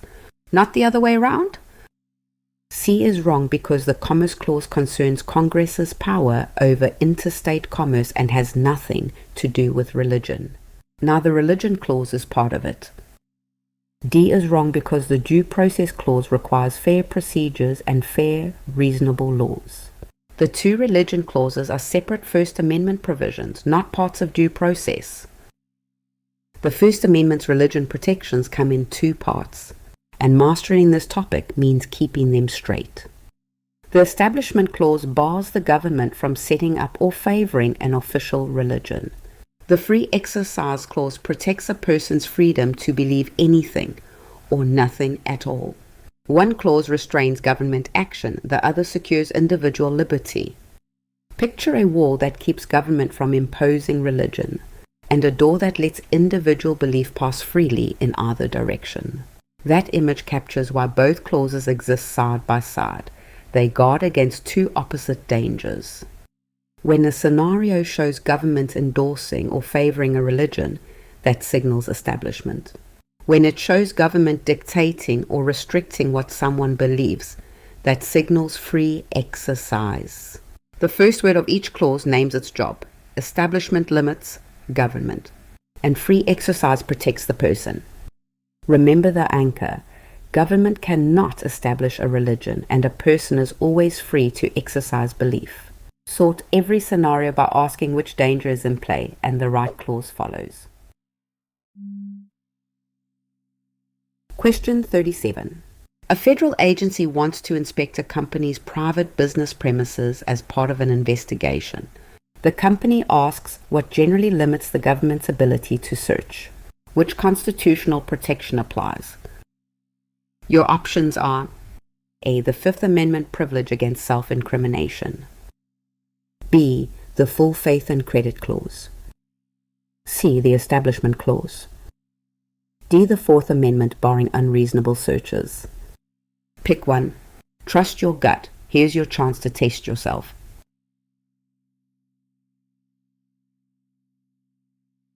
The correct answer is D. The Fourth Amendment barring unreasonable searches. D is correct because the Fourth Amendment protects against unreasonable searches and seizures, and generally requires the government to obtain a warrant issued on probable cause shown to a judge. Those requirements protect business premises from unreasonable government searches. A is wrong because the Fifth Amendment privilege against self-incrimination concerns being compelled to testify against oneself, not searches of premises. The limit on searches comes from the Fourth Amendment. B is wrong because the Full Faith and Credit Clause concerns states honoring one another's civil judgments and records. It does not govern government searches of a business. C is wrong because the Establishment Clause forbids the government from establishing a religion. It has no bearing on the rules for searching business premises. The Fourth Amendment protects against unreasonable searches and seizures, and it applies to businesses just as much as to individuals. Let's look at how this protection actually works. The founders knew unchecked power to search homes and businesses was a classic tool of oppression. So the amendment places a judicial check between the government's desire to search and the actual search.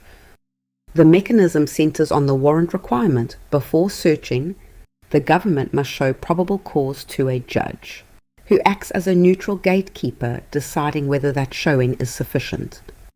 Picture a federal agency wanting to inspect a company's premises. It must first demonstrate probable cause to a judge, and only with that approval can the search of the business lawfully proceed.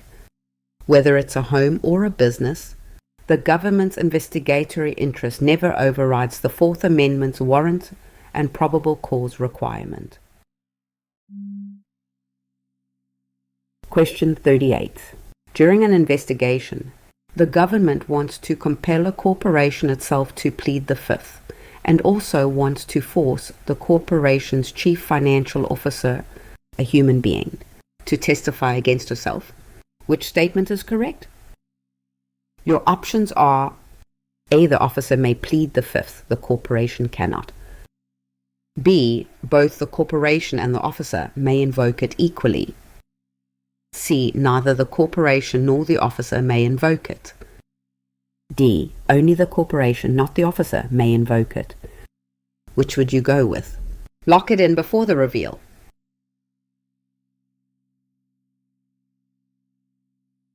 The correct answer is A.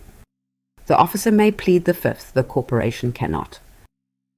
A is correct because the Fifth Amendment privilege against self-incrimination applies only to natural persons, so a human officer may invoke it, but a corporation or partnership cannot plead the fifth.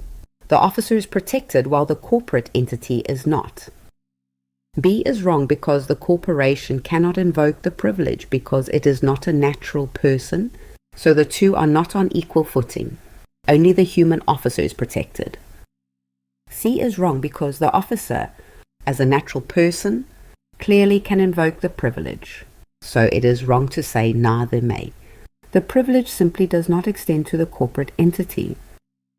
D is wrong because the protection runs the opposite way, since the natural person officer can invoke it while the corporation cannot. This option reverses who is covered. The Fifth Amendment protects people from being forced to testify against themselves in a criminal case. But this privilege has a sharp limit that gets tested again and again. It only protects natural persons, not businesses. Pleading the fifth means refusing to give testimony that could establish your own criminal guilt. This right is personal, protecting an individual's conscience and dignity, which is exactly why it applies only to natural persons and never to artificial entities.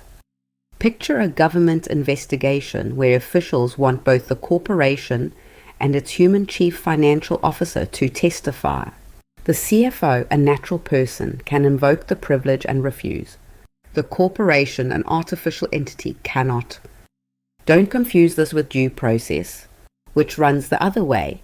Due process protections extend to corporations, while self-incrimination does not. Keeping these two straight is essential, since the same corporate scenario can test either protection with opposite results. Whenever a scenario involves both an individual and a business, remember that officers and employees carry a personal privilege, but the entity itself never does. Question 39.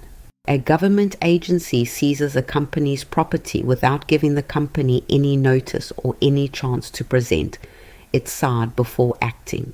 Which constitutional guarantee is most directly violated? Your options are A. Substantive due process, because the law's content is unfair. B. Equal protection, because similar businesses are treated differently. C. Procedural due process, requiring notice and a hearing. D. The Commerce Clause, because the property crossed state lines. Don't overthink it. Which one feels right?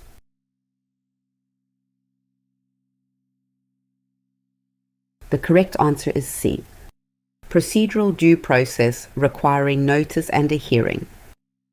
C is correct because procedural due process requires fair procedures before the government deprives a person of life, liberty, or property, and at a minimum that means notice and an opportunity to be heard. Seizing property with neither notice nor a chance to respond violates procedural due process. A is wrong because substantive due process asks whether the content of a law is fair, reasonable, and serves a legitimate purpose, not whether the procedure was fair. The defect here is the missing procedure, which is a procedural problem. B is wrong because equal protection concerns treating similarly situated people differently without justification, which is not what the facts describe. The problem is the lack of notice and a hearing, not unequal treatment. D is wrong because the Commerce Clause grants Congress power over interstate commerce and does not address the fairness of a seizure. Property crossing state lines does not change that this is a due process issue. Due process is the constitutional guarantee of fairness before government takes life, liberty, or property, found in the 5th and 14th Amendments, and it protects individuals and corporations alike. There are two distinct kinds, procedural and substantive, and they ask very different questions. Procedural due process asks whether the government used fair methods, like notice and an opportunity to be heard, before acting.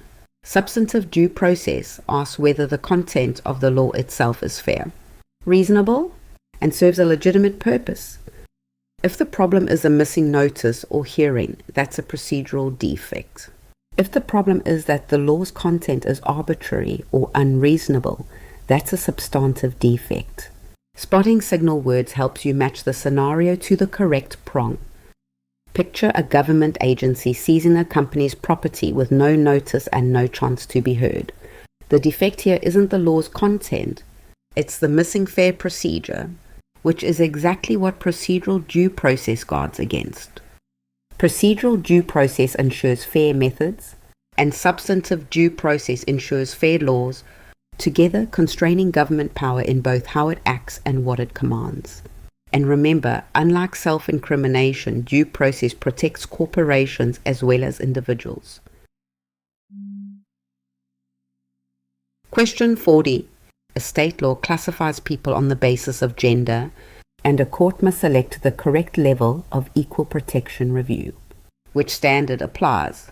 And how does it compare to the standards for race-based and ordinary economic classifications?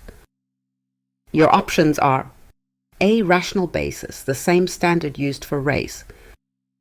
B. Intermediate scrutiny, tied to an important objective. C. Strict scrutiny, the same standard used for economic rules. D. No review, because gender classifications are automatically valid. Got a guess? Lock it in.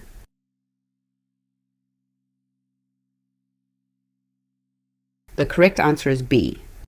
Intermediate scrutiny, tied to an important objective. B is correct because gender classifications receive intermediate scrutiny, which requires the law to be substantially related to an important governmental objective. That sits between strict scrutiny, used for race and fundamental rights, and rational basis, used for economic and social welfare regulation. A is wrong because rational basis is the lenient standard for economic and social regulation, not the standard for gender, and race receives strict scrutiny rather than rational basis. This option misassigns both standards.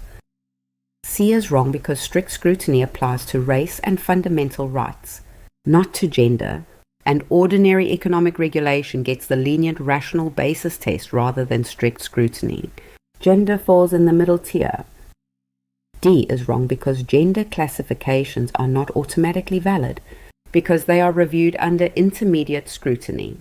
Courts do scrutinize them rather than rubber stamping them. The Equal Protection Clause asks whether the government has a good enough reason to treat similarly situated people differently.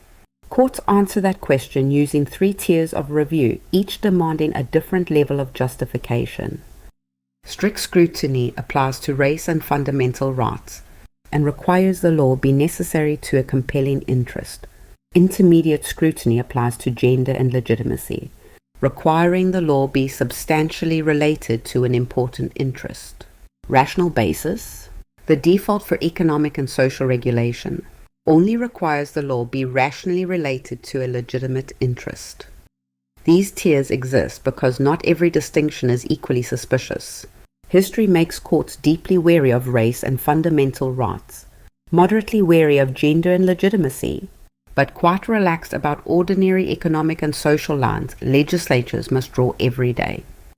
A gender classification is tested under intermediate scrutiny. A race classification draws strict scrutiny. An ordinary economic regulation draws rational basis. When you see business or economic regulation in a fact pattern, rational basis is almost always the answer, which is why such laws usually survive. Remember the signal words. Race or fundamental right means strict scrutiny. Gender or legitimacy means intermediate scrutiny. And economic or social welfare regulation means rational basis. Matching the classification to its paired standard is the key skill this topic tests. Question 41. A bank shares a customer's non-public personal financial information with outside third parties, and the customer believes a specific federal statute restricts this. Which statute most directly limits a financial institution's disclosure of non-public personal information to third parties? Your options are A. The Freedom of Information Act. B. The Health Insurance Portability and Accountability Act. C. The Electronic Communications Privacy Act. D. The Gramm-Leach-Bliley Act. Which one is it? Pause the video if you need more time.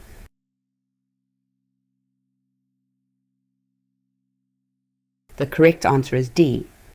The Gramm-Leach-Bliley Act. D is correct because the Gramm-Leach-Bliley Act, also called the Financial Services Modernization Act, limits financial institutions from disclosing customers' non-public personal information to third parties. A bank sharing such information is governed directly by the statute. Is wrong because the Freedom of Information Act lets a person request personal information that the government holds about them, and it does not restrict a private bank's sharing of customer data. It targets government records, not financial institutions. B is wrong because the Health Insurance Portability and Accountability Act protects health information and limits disclosure by healthcare providers, not the financial data held by a bank. Its subject matter is health, not banking.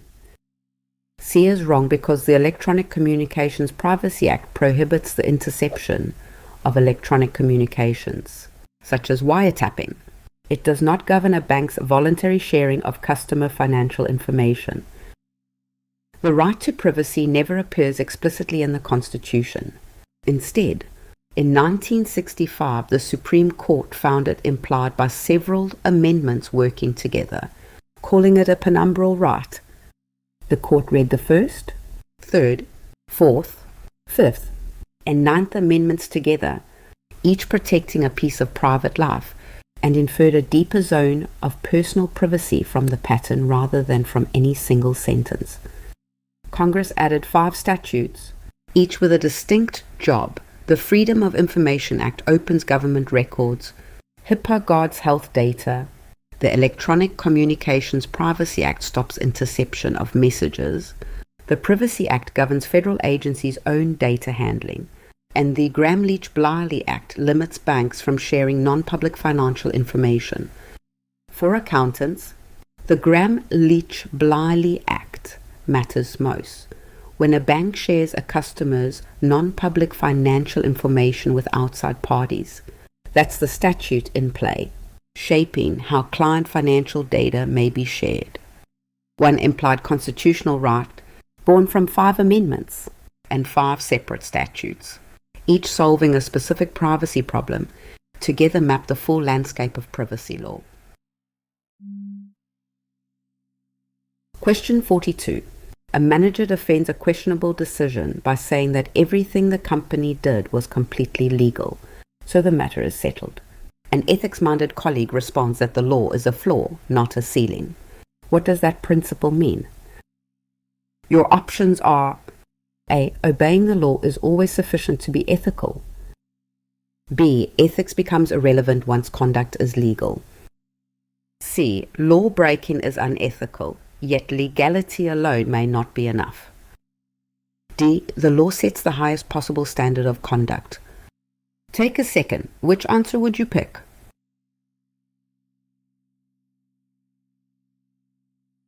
The correct answer is C. Law breaking is unethical, yet legality alone may not be enough. C is correct because the floor not ceiling principle means breaking the law is beneath the minimum acceptable standard, yet merely obeying the law may still not be enough to be ethical. Legal conduct can still be unethical, so legality is the start of the analysis, not the end. A is wrong because obeying the law is only the minimum, not a guarantee of ethical conduct, because many legal actions are still wrong. Treating legality as sufficient ignores the room above the floor. B is wrong because ethics remains highly relevant even when conduct is legal, since the hardest dilemmas are legal but questionable. Legality does not switch ethics off. D is wrong because the law sets a minimum standard, not the highest one, and ethics asks for more than the bare legal minimum. Calling the law the highest standard inverts the principle. The law is a floor, not a ceiling. That single image explains how law and ethics relate and why obeying the law is never the whole story. Picture ethics as a tall room, with the law forming the floor of that room. You cannot fall below the floor and still call yourself ethical, but simply standing on it doesn't mean you filled the room. Falling below the floor means breaking the law, which is always unethical, but merely standing on the floor, just obeying the law, is not the same as reaching the ceiling of ethical behavior. Deceptive marketing, harmful loopholes, and abandoning a community can all be perfectly legal, yet still wrong. This is why the floor and ceiling image matters. The middle zone, legal but unethical, is where nearly every real business dilemma actually lives, not an outright law breaking. So when a manager says it was all completely legal, remember that legality only answers what's required, not what's right. The moral minimum is just the floor, and ethics always asks for more. Question 43. A company states that it meets every legal requirement and nothing more, and it describes this as the high point of its ethics. How should the moral minimum be characterized? Your options are A, as compliance with the law, the lowest acceptable ethical level. B, as the greatest good for the greatest number. C, as judging the firm on people, planet, and profits. D, as accountability to every stakeholder affected by the firm. Before I reveal it, which one do you think is right?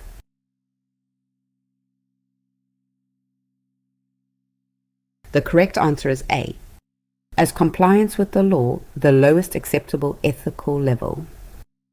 A is correct because the moral minimum is the minimum ethical behavior expected of a firm, usually defined as mere compliance with the law, and it is the lowest acceptable level rather than a high standard. A firm doing only what the law requires has merely cleared the floor.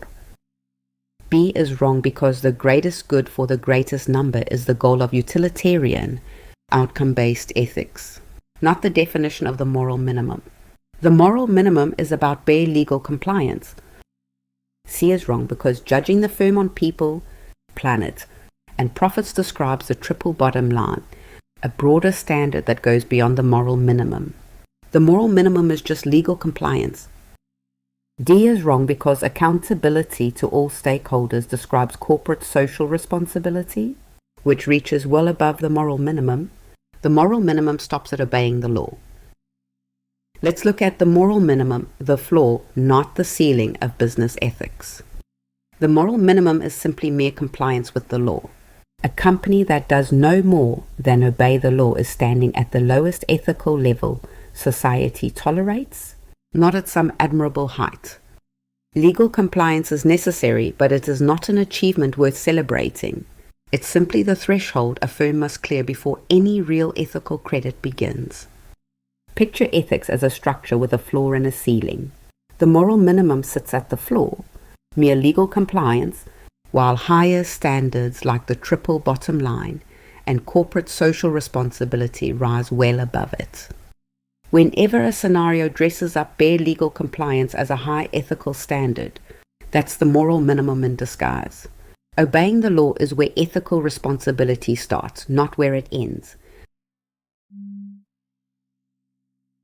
Question 44. A firm decides to measure its performance not only by its financial results, but also by its impact on its workers and communities and on the environment. This broader standard is best described as which of the following? Your options are A, the moral minimum, B, the triple bottom line, C, the single bottom line of profit alone, D, the profit maximizer view.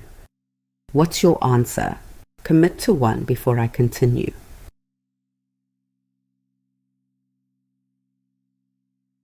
The correct answer is B, the triple bottom line.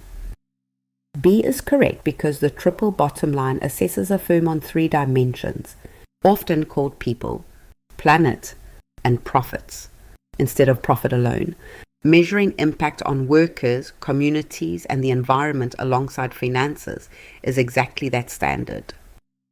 A is wrong because the moral minimum is bare compliance with the law, not a measure of overall performance. It is a flaw of conduct, not the people, planet, profits framework. C is wrong because the single bottom line of profit alone is the traditional view that the triple bottom line deliberately broadens. Measuring social and environmental impact is what moves beyond a profit-only scorecard. D is wrong because the profit maximizer view holds that a firm's duty is to maximize shareholder profit, the opposite of weighing people and planet. The scenario describes the broader triple bottom line standard, not profit maximization. The traditional view judged a business by a single bottom line, profit.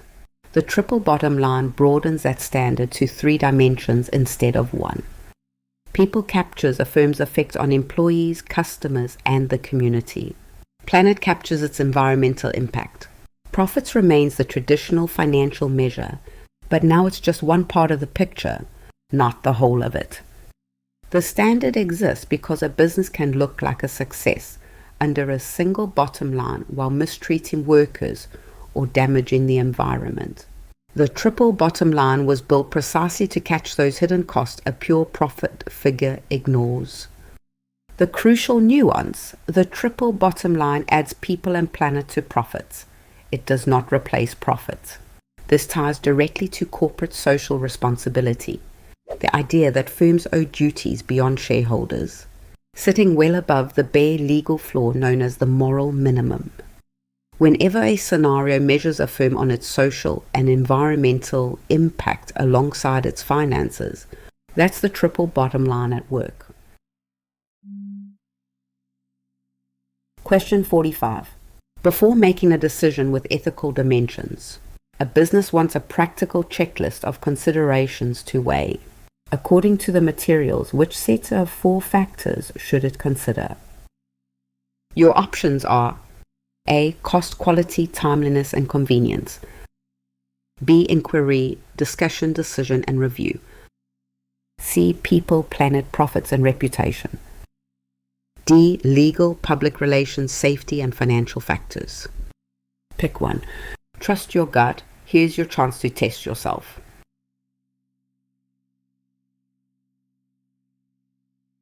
The correct answer is D.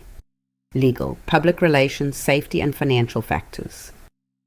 D is correct because the 4 practical factors a business should weigh are the legal implications, the public relations impact, the safety risks to customers and employees, and the financial implications. A well-rounded ethical decision checks all 4 rather than finances alone. A is wrong because cost, quality, timeliness, and convenience are ordinary operational concerns, not the ethical decision checklist. They omit the legal, reputational, safety, and financial exposure lens the framework requires. B is wrong because inquiry, discussion, decision, and review are the 4 steps of the IDDR framework. A decision process, not the 4 factors to weigh. The question asks for the factors, not the IDDR steps. C is wrong because people, planet, and profits is the triple bottom line. A performance measure and reputation is only one concern, so this set is not the 4-factor checklist. The correct checklist is legal, public relations, safety, and financial. When a business decision has ethical stakes, it shouldn't rely on just one lens. Instead, 4 practical factors should be weighed together, because a choice that looks fine on one dimension can be a disaster on another. The 4 factors are legal implications, public relations impact, safety risks to customers and employees, and financial implications. Legality is just the floor of ethical analysis, not the whole answer, so the other 3 fill in what the law leaves out. Picture a company that discovers a component degrades faster than advertised, with no law requiring disclosure. Legally, they could stay silent, but the public relations damage if it surfaces later could be severe. The safety risk to customers is real, and the long-term financial cost of lawsuits and lost trust likely dwarfs the cost of acting now. Watch for signal words like legal implications, reputational impact, safety risks, and financial implications. That's your cue for this exact framework. Don't confuse it with IDDR, which is a decision process, or the triple bottom line, which measures performance rather than guiding the choice. Sound ethical decisions require checking all four factors together, because looking at only one creates blind spots that can lead a firm into avoidable harm. Question 46. A manager refuses to lie to a customer, explaining that there is a duty to be honest and the customer has a right to the truth, and that this holds regardless of whether the lie would produce a better outcome. Which ethical approach is the manager using? Your options are A. Outcome-based ethics, because results determine right and wrong.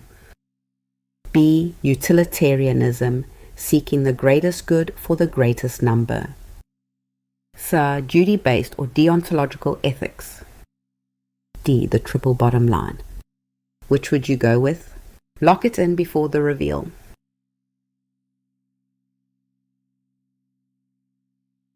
The correct answer is C. Duty-based or deontological ethics.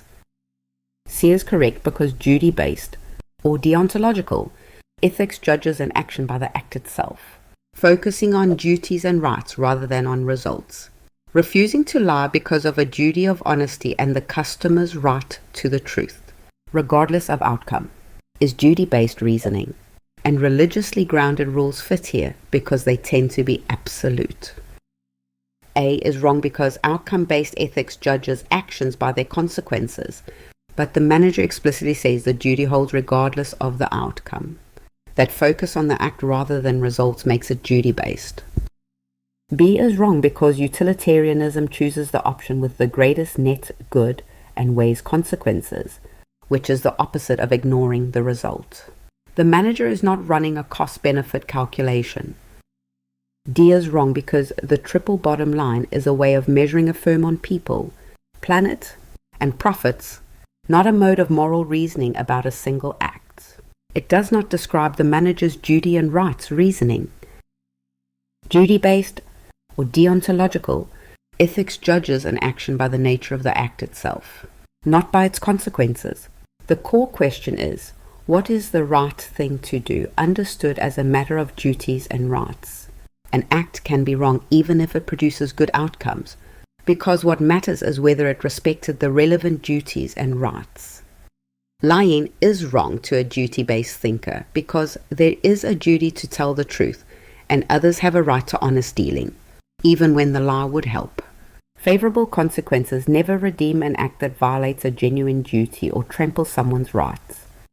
Duties come from more than one source, though the structure is always the same, a rule that binds regardless of the payoff. Religious ethics offers absolute commands like do not bear false witness. Philosophical reasoning derives right and wrong through rational argument. Rights theory holds that people have fundamental rights to life, freedom, and the pursuit of happiness. The nuance exam writer's test is recognizing duty-based reasoning by its disregard for outcomes.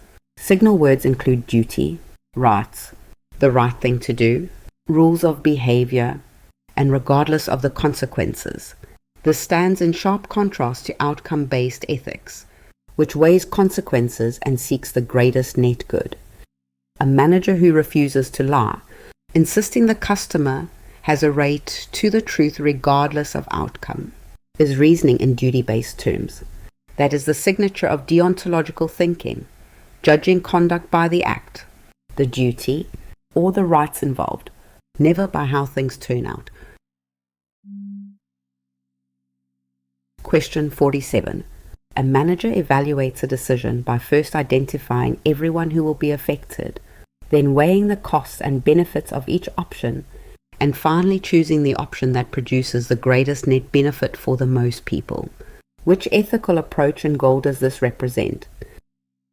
Your options are A. Outcome-based or utilitarian ethics seeking the greatest good. B. Duty-based ethics fulfilling absolute duties regardless of results. C. Rights theory protecting each person's fundamental rights. D. The moral minimum aiming only at legal compliance. Don't overthink it. Which one feels right?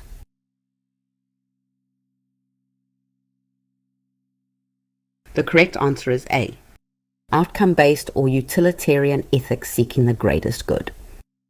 A is correct because outcome-based ethics, expressed as utilitarianism, judges actions by their consequences and seeks the greatest good for the greatest number, identifying who is affected, doing a cost-benefit analysis, and choosing the maximum net benefit is precisely the three-step utilitarian method.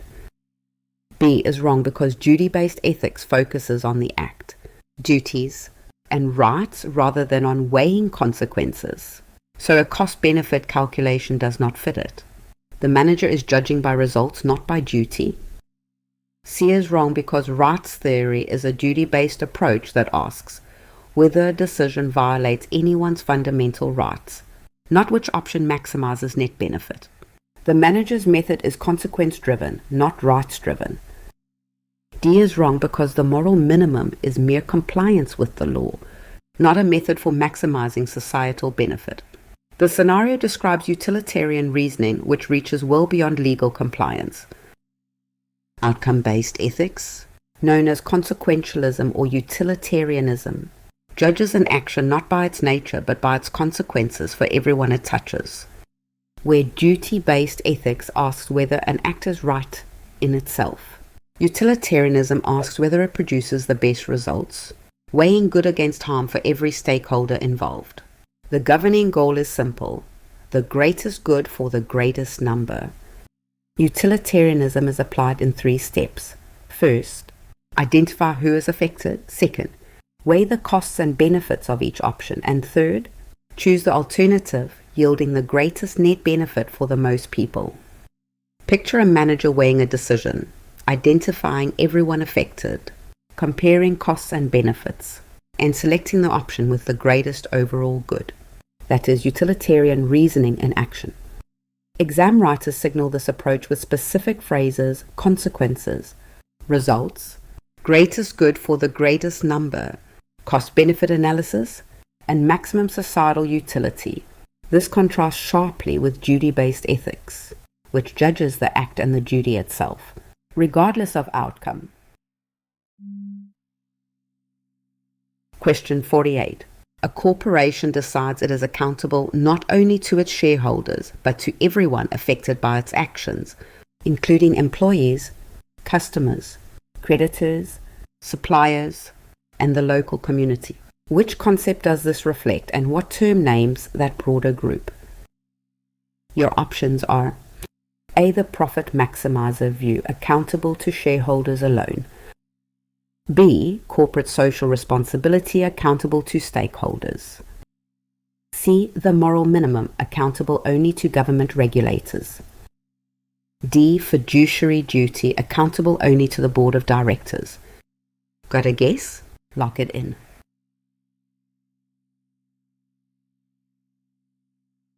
The correct answer is B. Corporate social responsibility, accountable to stakeholders. B is correct because corporate social responsibility holds that corporations should act ethically and be accountable to society, and the broader group affected by the firm is its stakeholders, which includes employees, customers, creditors, suppliers, and the community. The scenario is a textbook description of CSR and stakeholders. A is wrong because the profit maximizer view holds that the corporation's only real duty is to shareholders, which is the narrower, older view the scenario rejects. Stakeholders, not shareholders alone, name the broader group. C is wrong because the moral minimum is bare compliance with the law, not a theory of whom the firm answers to, and a firm's responsibilities run well beyond government regulators. It does not capture accountability to everyone affected. D is wrong because fiduciary duty binds directors and officers, but corporate social responsibility is broader than any duty owed only to the board, reaching all who are affected by the firm. The stakeholder concept, not board-only duty, is what the scenario describes.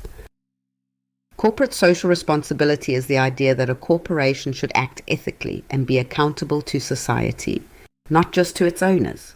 It rests on a claim about who a corporation owes duties to, and that view is broader than you might expect. The pivotal concept is the stakeholder. A shareholder simply owns stock, but a stakeholder is anyone affected by the firm's actions, a much wider group including employees, customers, creditors, suppliers, and the local community. This is a deliberate contrast to the older profit maximizer view, where a firm's only duty was to shareholders. Corporate social responsibility rejects that narrowness, and this reorientation of duty connects to the triple bottom line, judging a firm on people and planet alongside profit. Picture the corporation at the center of a web, connected to employees, customers, creditors, suppliers, and the local community. Corporate social responsibility means recognizing duties to this entire web, not just to the shareholders who own stock. Whenever a scenario describes a firm recognizing duties to everyone its actions affect, that's corporate social responsibility, and that broad group is the stakeholders. Question 49. A company adopts the IDDR framework, sometimes remembered through the phrase, "I desire to do right," to work through ethical problems systematically. What is the correct order of its 4 steps? Your options are A. Decision, discussion, inquiry, review. B. Review, inquiry, discussion, decision. C. Discussion, inquiry, review, decision. D. Inquiry, discussion, decision, review. Which one is it? Pause the video if you need more time.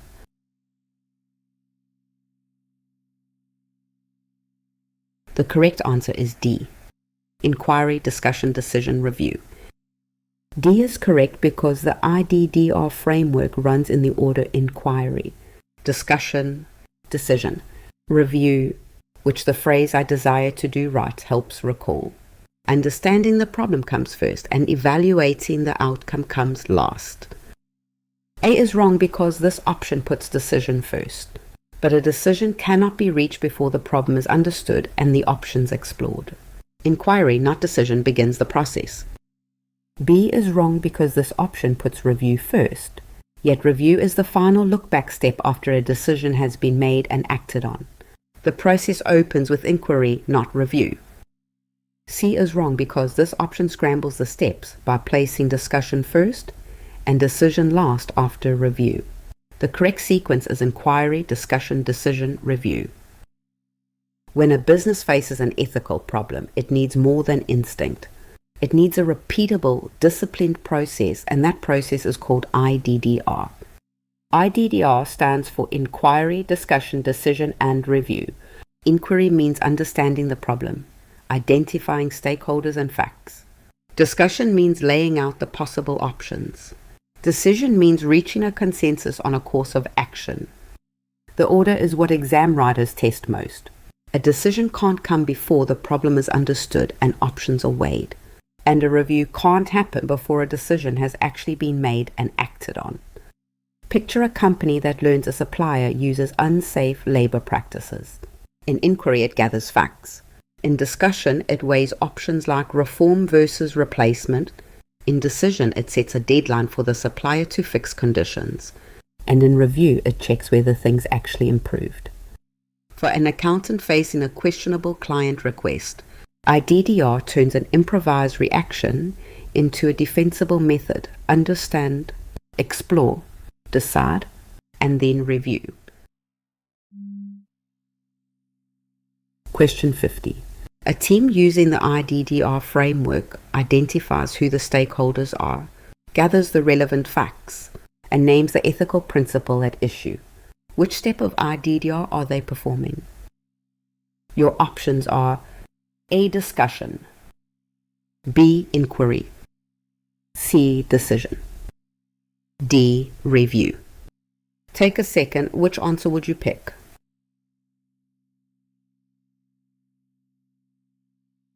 The correct answer is B. Inquiry. B is correct because inquiry is the understand the problem step of IDDR, in which the team identifies the stakeholders, gathers the facts, and articulates the ethical principle at issue. The activities described all belong to inquiry. A is wrong because discussion is the step that explores the possible actions and their effects, not the step that first identifies stakeholders and the ethical principle. That groundwork happens in inquiry. C is wrong because decision is the step that reaches a consensus on a course of action, which comes after the problem has been defined. Identifying stakeholders and facts is earlier in inquiry. D is wrong because review is the look-back step that evaluates the outcome after acting. It is not where stakeholders and the ethical principle are first identified. The IDDR framework isn't just 4 steps in order, as Untitled Chapter said. It's 4 steps with specific jobs. And ethical reasoning depends on doing the right task in the right phase. Inquiry is where the problem gets defined. Discussion is where options get explored. Decision is where the group reaches consensus. And review is where the outcome gets evaluated afterward. Inquiry specifically carries 3 tasks: identifying the stakeholders who will be affected, gathering the relevant facts, and naming the ethical principle actually at stake. All 3 belong to this opening phase, not to decision. The most commonly tested trap is placing stakeholder identification in decision instead of inquiry. But identifying who is affected, gathering facts, and naming the principle are all opening work, done before any options are even explored. When a scenario describes an activity, match it to its phase. Exploring options is discussion. Reaching consensus is decision. Evaluating results is review. And identifying stakeholders always signals inquiry. That brings today's Domain 1 review to a close. If you're hungry for more practice, our website offers hundreds of free questions, plus complete study guides ready for you to explore anytime. All you have to do is click the link right in the description below and you'll be able to dive straight into everything whenever you're ready to keep learning and improving. Subscribe and stay tuned for the next part. Good luck on your exam.